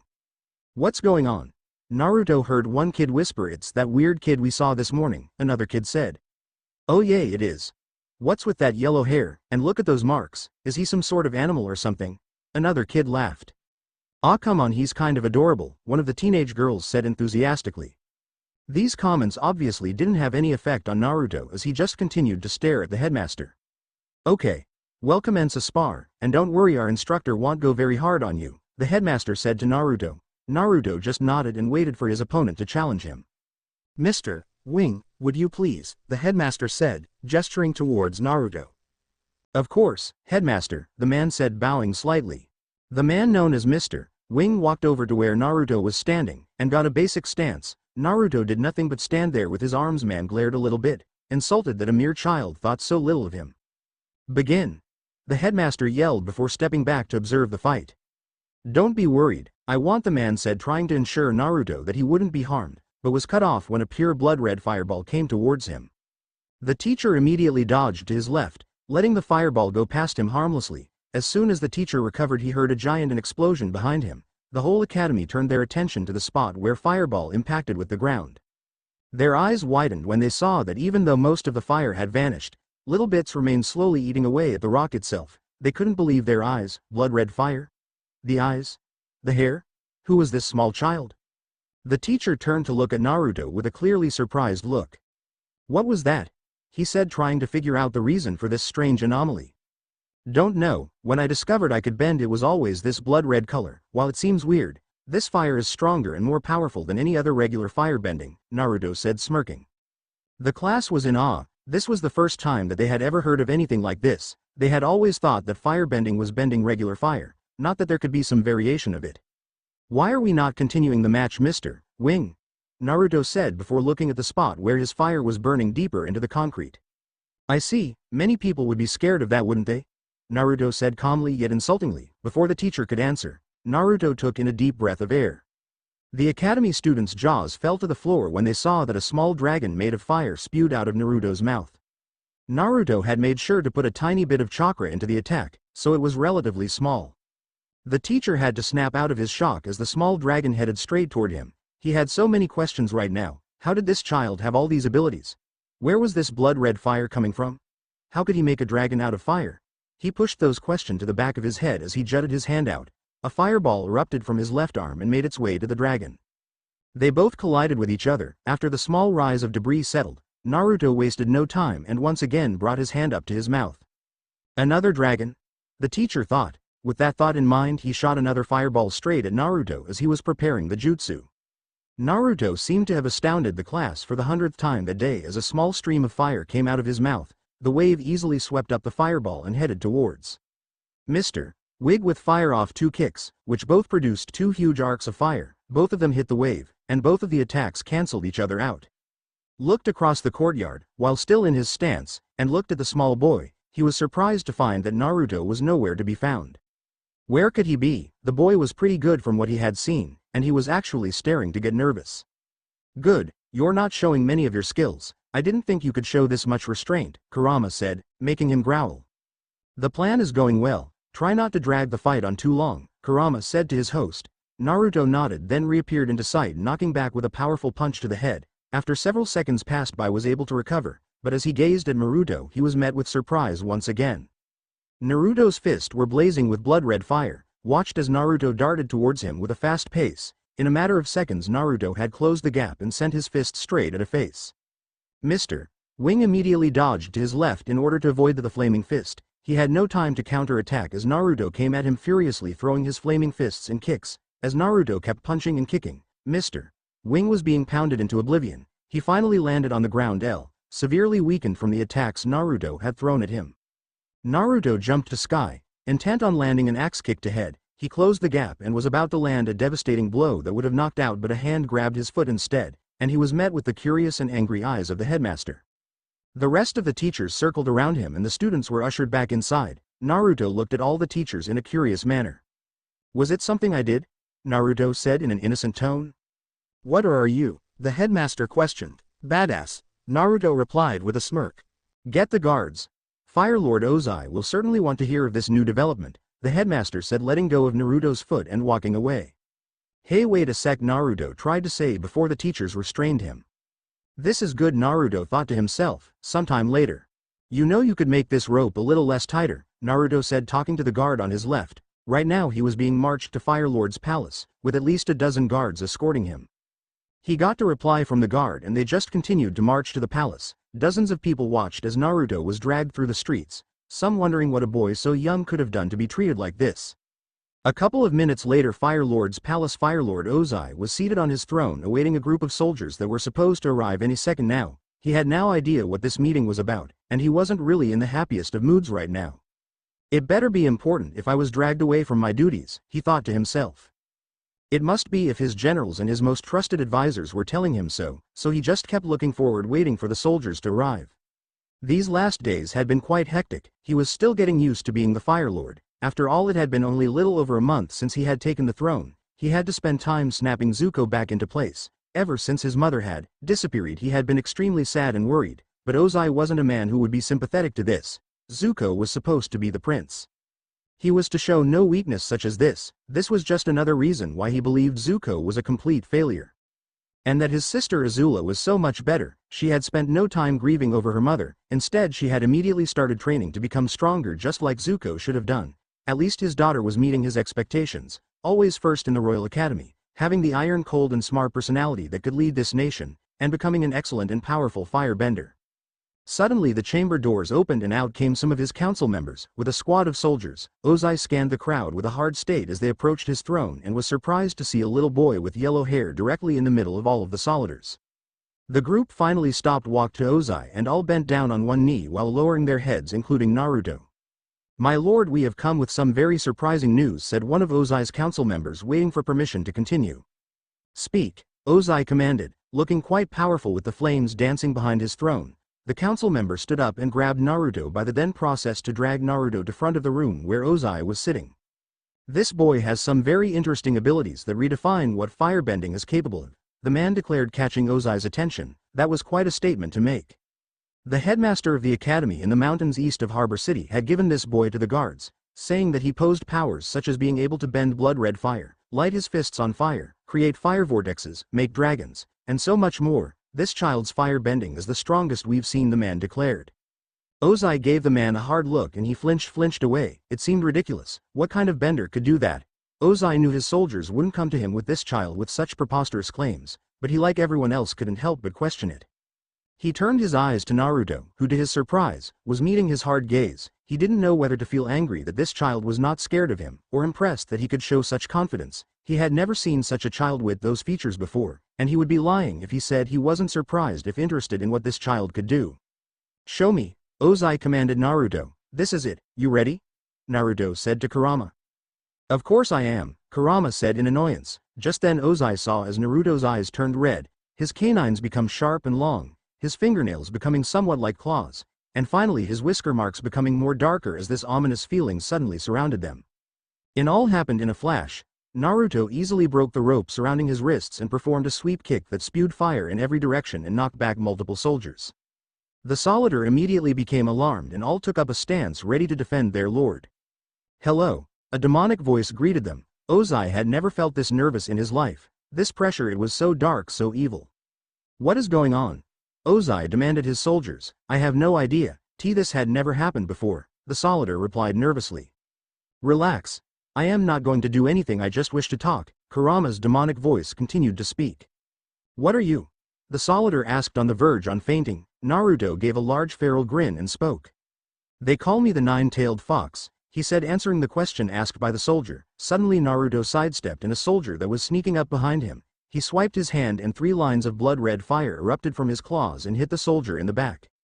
The man screamed with pain as the fire burnt through his clothes and burned into his skin. This had only made the people in the room more fearful.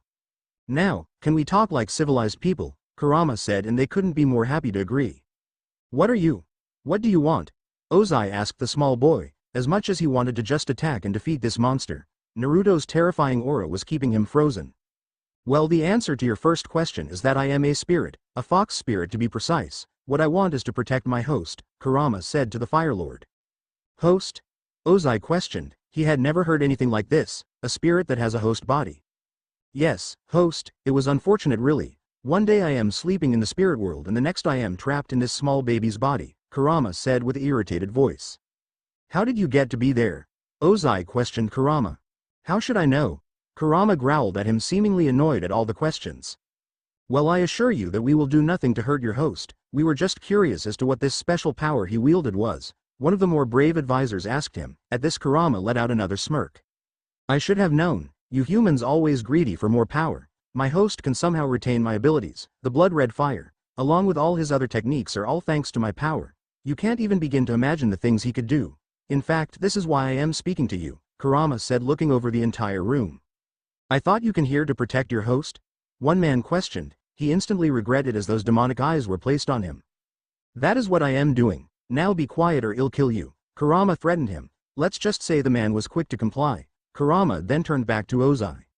"The power that my host possesses is great, probably greater than any being on this earth, which is why I have a feeling that you would be quick to put my host down if he could not control his powers," Kurama stated, making them all wary.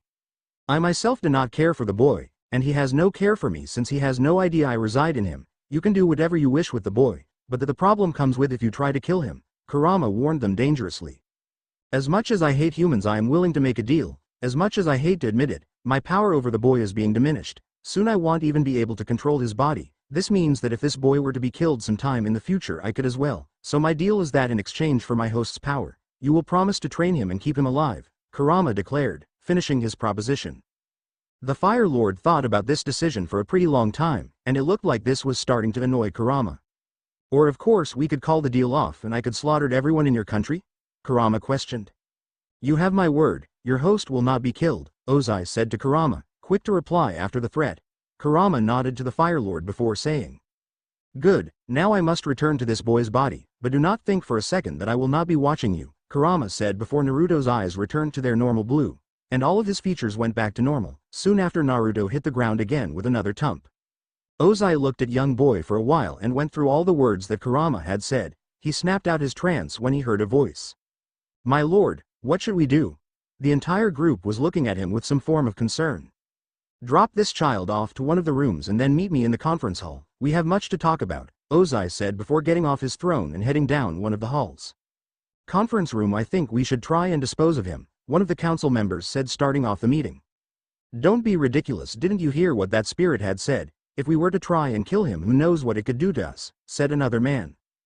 Did you not hear? The spirit says that he is losing control. Maybe if we wait a couple of months or years we could then get rid of the boy, another person retorted, as Ozai then began to speak. Why all this talk about killing him? Ozai questioned his counsel.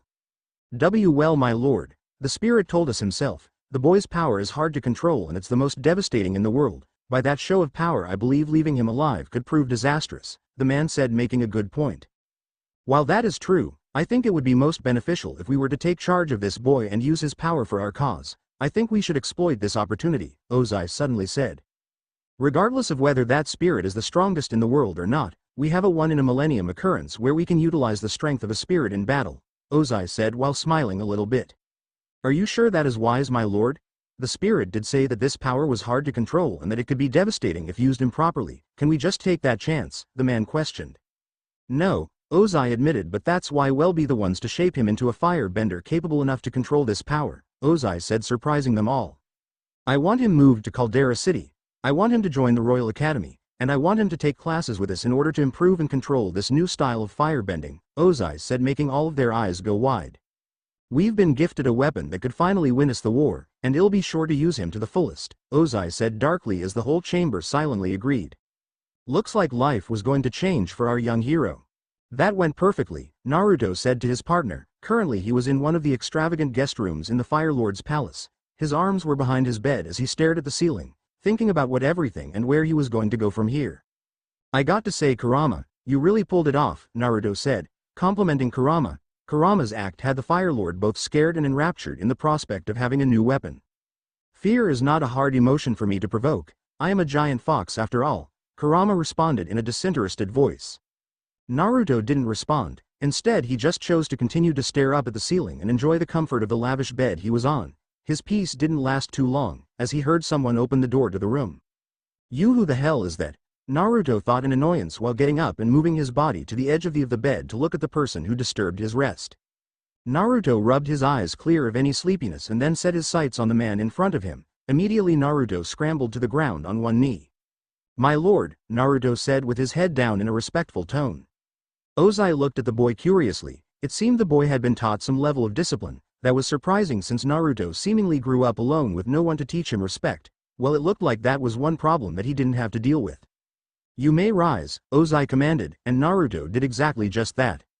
It all honestly, having to show this man respect and following his commands was not looking to be an interesting prospect to Naruto. He had never shown respect to anyone in his life. If calling one of the Hokage Gigi was anything to go by, he could already tell this predicament was going to bring him a lot of irritation. I have a question that I want you to answer, and then you will be given a task, Ozai stated. Yes, of course my lord, anything, Naruto replied, still keeping his respectful tone. Ozai rose an eyebrow. He was already kind of liking Naruto. So far, he looked to be a powerful firebender, according to the academy teacher, and had undying loyalty to nation, and didn't question orders, quite impressive for a child. Your abilities, they're quite unique. Do you know why you can do all these things? Ozai asked him. No, all I know is that I've always been able to do these things with my fire. It was really hard to control. I thought people would be afraid, so I had decided it was best to hide my abilities until I could control and master them, Naruto admitted, looking down at the ground. That did explain why he didn't join the academy when he could first firebend. It was clear to Ozai that Naruto had been doing some extensive training with his firebending, judging by how well as he did against the academy teacher. I for one am truly astounded by your abilities. It's something the world has never seen in terms of firebending, said the Fire Lord, folding his hands behind his back. Thank you, my lord, Naruto said, pretending to be surprised at his response. The Fire Lord nodded his head absent-mindedly. Do you know what kind of power you hold in your hands, child? You have the power to change the everything. Your style of bending will be a force in the world to be reckoned with. You will be the one to revolutionize fire bending forever, Ozai said, walking around Naruto, as Naruto himself gazed at his hands in awe. Yes, and I want to make sure that you are well taken care of. I feel like investing time and effort into you would be well worth it. That is why you will remain in this palace. You will be trained, and I expect great results. You are to be the Fire Nation's greatest warrior. By the time I am done with you, even the Avatar will not even be able to stand against you, Ozai said quickly, barely letting Naruto process all the information. He had made it very clear that Naruto was lucky to even enter Caldera City, and that he would have to show his worth. A look of surprise crossed Naruto's features as he tried to look taken aback by the Fire Lord's demands. It would certainly a lot to take in if Naruto was just another regular kid. Excuse me? Naruto asked with a shaky voice. Yes, Ozai said, raising an eyebrow. I understand that I have great abilities, but surely you don't think I can make that much of difference, Naruto said, keeping his head down. Wrong. Like I have said, there is no one in the Fire Nation, not even myself, that have these unique abilities. Who knows what you will be able to do? I see things in you that you do not, Ozai replied. Naruto looked down at his hands and pretended to be happy with Ozai's compliment. Also, may I ask how I got here? I thought I was supposed to be showing you my powers? Naruto said, looking up at Ozai. So he really has no idea about the spirit, Ozai thought to himself. You overexerted yourself. After doing a series of moves you collapsed and I had someone put you in here, Ozai said, making up a little story. Oh, I am sorry to have been such a bother. I don't even remember entering the palace, Naruto said, bowing. Do not fret, overexertion can lead to some unforeseen thing. You will be attending the Royal Academy tomorrow. Make sure I have not wasted my time, yes? Ozai said to the boy, while walking towards the door. I will do anything you please, you my lord. If getting stronger will benefit the Fire Nation, I will do anything, Naruto replied with determination. As you should. You may sleep here for tonight, Ozai said, walking out of the room, leaving Naruto to his own devices. As Ozai walked down the hallway, he contemplated his conversation with the boy. He was a little surprised at the boy's attitude. He was very mature. It was very peculiar. He had raised 2 children. After all, he knew how difficult they could be. A normal child would have been scared to even appear in front of him, but Naruto had done so with ease and had barely questioned him. If all honesty, he was a little curious about it, but it was kind of beneficial was this way. Mature, strong, and loyal were all qualities Ozai desired, and it made his job easier. In the end, all that mattered was that Naruto got stronger and brought glory to the Fire Nation. But make sure you have someone tail him, Ozai said to a random guard, not even pausing to look at him. You couldn't be too careful after all, and Naruto was a little too good to be true. The next day this was awkward. Currently Naruto was eating breakfast with Ozai's advisors and commanders, and it was certainly odd. He could understand why he wasn't eating with the Fire Lord. It was an honor that so little people received, save for his family. Naruto just quietly ate his breakfast, as the people around him were talking with one another and shooting him glances every once in a while. Naruto finished his breakfast quickly because he didn't feel comfortable with every person looking at him. I do wonder why our lord has decided to let the boy stay in the palace. I merely thought the boy would receive some small property here, one of the advisors said to another. What a better way to keep an eye on the boy than to have him live in the palace, the other advisor responded, watching Naruto walk out side by side with an older man. The academy, most of Naruto's walk was spent in silence. Even though Ozai had assigned someone to help him get admitted into the academy, that certain person didn't really feel like talking. They exchanged basic pleasantries and that had been the end of that. As they appeared in front of the academy, Naruto's jaws almost dropped to the floor. If it was possibly, the Royal Academy was 10 times greater than the academy he previously went to. The size was absolutely gigantic. The whole building seemed to be made smooth white stone. There were 3 different wings from what he could tell, and each had a sort of tower jutting out of it, each topped off by red tile. Naruto whistled low as he and his companion prepared to enter the building. It was truly something to appreciate. He doubted any of the elemental nations would try and make their academy this extravagant. Follow me, the man said, walking down the hall. Naruto did as he was told and followed the man down the hall. The man suddenly stopped and entered a room, with Naruto following close behind him. We will be doing Evolua, said the instructor before he got cut off when the man and Naruto walked into the room. The whole class stopped and stared at the pair as the man started to talk to the instructor, but most of their attention was focused on Naruto. Not soon after, the whole class was whispering while the instructor and the man talked. Whoa, look at that boy, Tai Li said to her friends. He does look quite different, Mai admitted, as the rest of the class was chattering about our blonde hero. Yellow hair and whiskers, this is the boy father was telling me about. I want to see if he is as worthy as father said he was, Azula said to her companions. You know him? Ty Lee said, turning her head to Azula. I haven't met him yet, but father was talking about him a lot this morning at breakfast, Azula said while crossing her arms. We should talk to him. I mean, look at those whisker marks. He's so adorable, Ty Lee said, basically squealing as Azula and Mai rolled their eyes at her. Soon the instructor had finished his talk with Naruto's guide and turned to the class.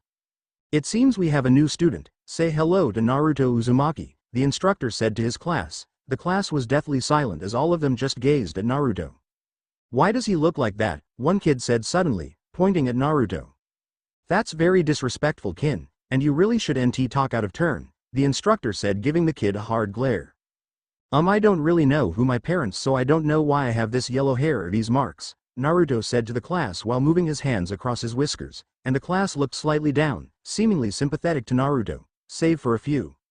Now Naruto, you can take a seat next to Ty Lee in the back, the instructor said while pointing in the direction of his seat. Naruto walked down the aisle of seats, while everyone blatantly stared at him.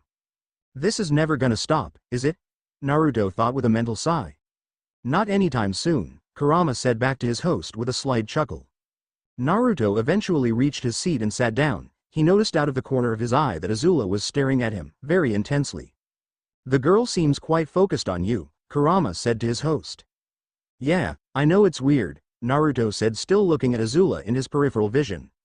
It was good that you joined us this early, Naruto, because today we will be doing evaluations to see what we can do to improve both your knowledge and combat experience, the instructor announced to the class. First, we will be taking a written test on the history of the Fire Nation, the instructor said while grabbing a stack of papers.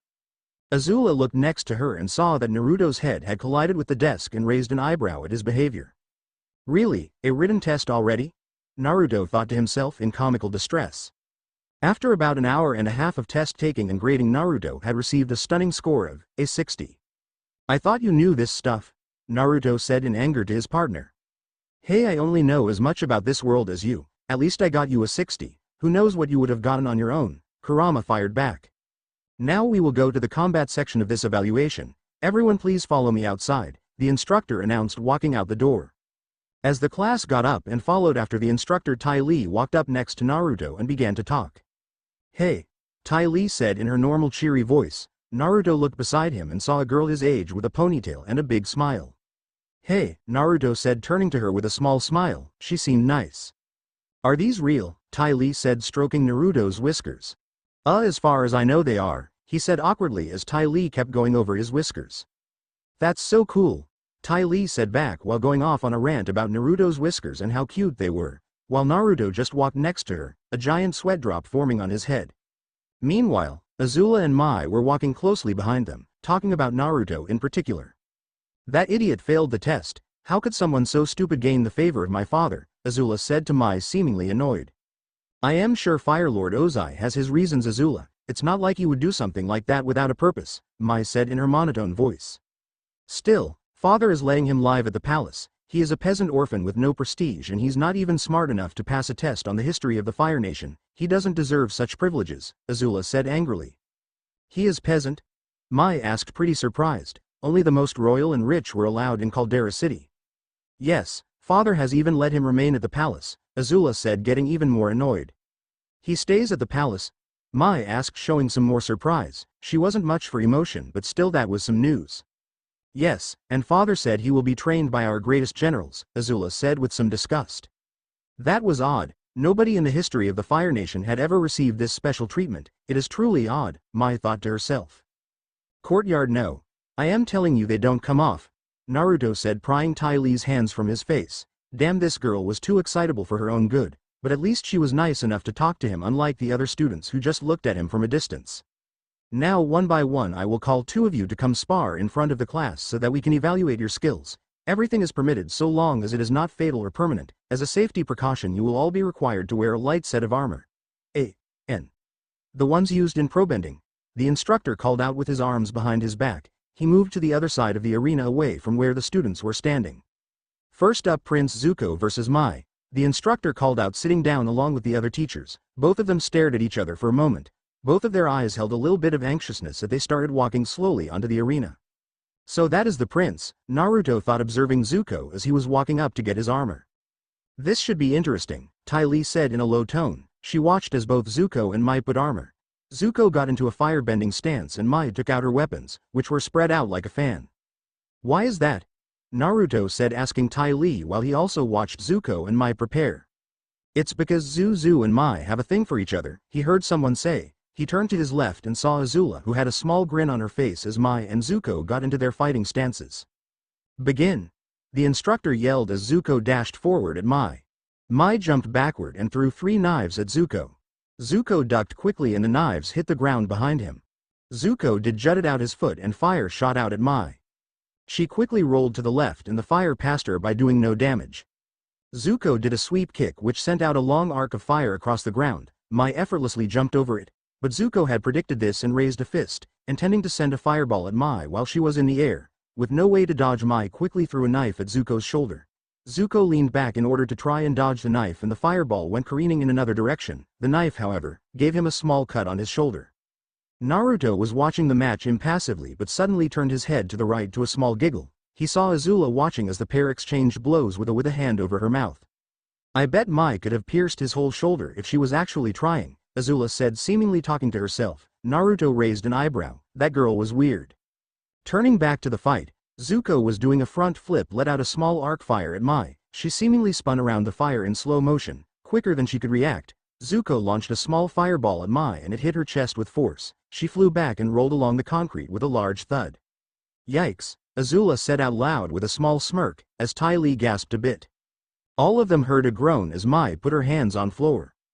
Zuko's eyes went up in surprise as he had to suppress the urge to call out to her, make sure she was okay. Zuko walked closer as Mai was struggling to get up. As Zuko was coming to a stop in front of her, she quickly turned around with several knives in her hand, all pointing to Zuko's neck. Zuko looked down at her with surprise, but she only looked back at him with a small smirk on her face. Winner Mai! The instructor yelled. Raising an arm to Mai's side, Mai lowered her knives and walked off the stage while Zuko watched her in comedic shock. Very well done, Mai. Deceiving my brother into thinking you were hurt was brilliant, Azula said with the same smirk. Thank you, Mai said, simply taking her place next to Azula. And you, Zu, can't say I am surprised, Azula said, turning to Zuko, who was slowly walking back to them. TCH, that was dirty, Mai, he said, taking a spot next to Naruto. Mai shrugged her shoulders and gave a very unnoticeable smile.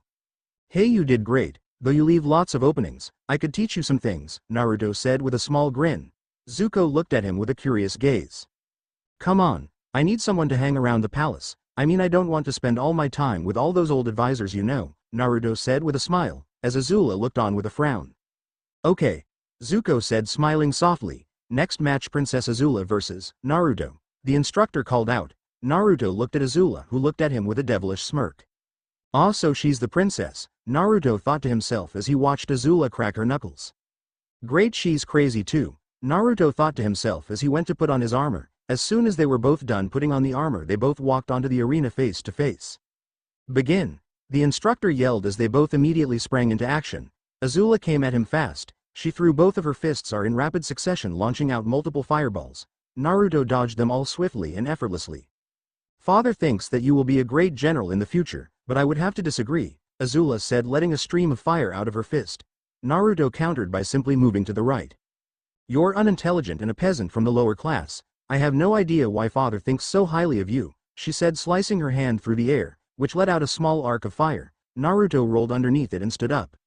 Well, maybe if you gave people a chance, you would actually get to see what we peasants are capable of, princess, Naruto said, holding both of his hands out. Azula's eyes widened as Naruto's fists caught on fire. The crowd, including the teachers, gasped as Naruto dashed at Azula. Naruto threw a right hook, but Azula ducked underneath it. Naruto quickly threw a flaming foot at her face, but she managed to bring her arms up in a crossguard to block it. What she wasn't expecting was the massive force behind the kick, which cracked her arm guard and sent her tumbling back several feet. Azula managed to push herself off the floor. Naruto saw her look up at him with disdain. The red fire around his fists soon flickered out. How are you doing that? What is that blood-red fire? She yelled, standing up. Her eyes were wide in shock. Who was he? She had never heard of a firebender with such powers in the entire history of the Fire Nation. There is a reason Fire Lord Ozai has allowed me the honor to stay in Caldera City, and I intend to live up to his expectations, Naruto said as he brought a hand to his mouth. Naruto took a big breath of air and expelled a huge stream of fire. Once again, The crowd watched intently as the fire headed towards Azula. Azula quickly did several kick and punches, all which expelled fire at Naruto's attack in an attempt to dispel it. Imagine her surprise when Naruto's fire consumed all her attacks and was heading straight for her. She closed her eyes preparing for the hit. But it never came. She opened her eyes and saw Naruto with a hand to her throat. A wall of red flames that blocked the attack was behind him. How could he beat her so effortlessly? For the first time in her life, Azula actually felt weak. "You are winner, Naruto," the instructor said, raising his hand in Naruto's direction. Naruto lowered his hand and began walking away. As he walking off, Azula's shocked face soon turned into anger, having been bested so easily against a peasant no less. In a moment of poor decision-making, Azula threw her fist out, sending a small fireball in Naruto's direction. The whole class gasped as the fireball got closer. But before any of them could blink, Naruto and swiftly dodged the attack. She watched as Naruto turned around and rushed towards. As he got closer, Azula launched another fireball at him but jumped over it, and he launched a kick at Azula's face. She quickly brought her hands up to block the attack. After she blocked the kick, she quickly threw a punch but was surprised when she only hit air. Azula's eyes widened as she felt someone behind her. So fast, she thought anxiously. This boy was a crazy. "You need an attitude adjustment, princess," he said in her ear just so she could hear. "I've met people like you before. You're an arrogant person, who thinks everything belongs to her just because of who her parents are. Well, I've got some news for you, princess. Just because you're the Fire Lord's daughter doesn't mean I will bow before you and let you walk over me," Naruto said, walking past her and off the stage. Azula just stood there, thinking about everything as the class was awestruck. Naruto took his place next to Tai Li and Zuko, who were looking at him with their mouths wide open. "What, I wasn't that cool, was I?" Naruto said, rubbing the back of his neck. Immediately he was bombarded with questions about his fire and how he could do all those things. Meanwhile, Azula was watching him at her place next to Mai. He was a mystery. His bending and powers were completely new. She needed to talk to her father about this. This was not over. Fire Palace. Currently, Azula was having dinner with her family. It was deadly silent, and the noise that was being heard was the noise of silverware hitting the plates as they ate. Azula, wanting to get more info about Naruto, was about to ask her father a question when he beat her to it. "I heard that you attacked Naruto when he was walking away," Ozai said with a very stern face. Azula almost jumped back in surprise. Her father had never looked at her that way. She was always the perfect child. "That is unacceptable. You are the princess, and to lash out in a fit of anger like that is unbecoming of someone of your stature. Do you know what kind of message that sends to the other students in your academy? This news will be talked about in all homes in the city. I'll figure out a punishment for you later. Don't let it happen again," the Fire Lord yelled as Azula almost flinched back. She really couldn't believe she had made her father this angry. It was all his fault. "Forgive me, father. I was just mad that he had beat me," she said with a small frown as Zuko and watched on. The Fire Lord sighed and relaxed his features. "Do not worry, I did not expect you to beat him anyways," putting a piece of food in his mouth. Azula's face shot up as she looked at her father with surprise. "But you said I was the best fire bender of our generation," Azula exclaimed. "Well, Naruto is very special," he said with a small smile on his face. As Azula ground her teeth, it was like she was being overshadowed by him. "Yes, about that. How can he do those kinds of things? He lit his hands on fire and blew fire out of his mouth like a dragon. Not to mention his fire was blood crimson. What is he?" Azula asked, needing to know. "He is a special kind of firebender, one that has never existed. He did show you the full range of his abilities. He can mold fire into dragon. Light his fists on fire, breathe fire casually. His blood-red fire is so powerful it burns everything.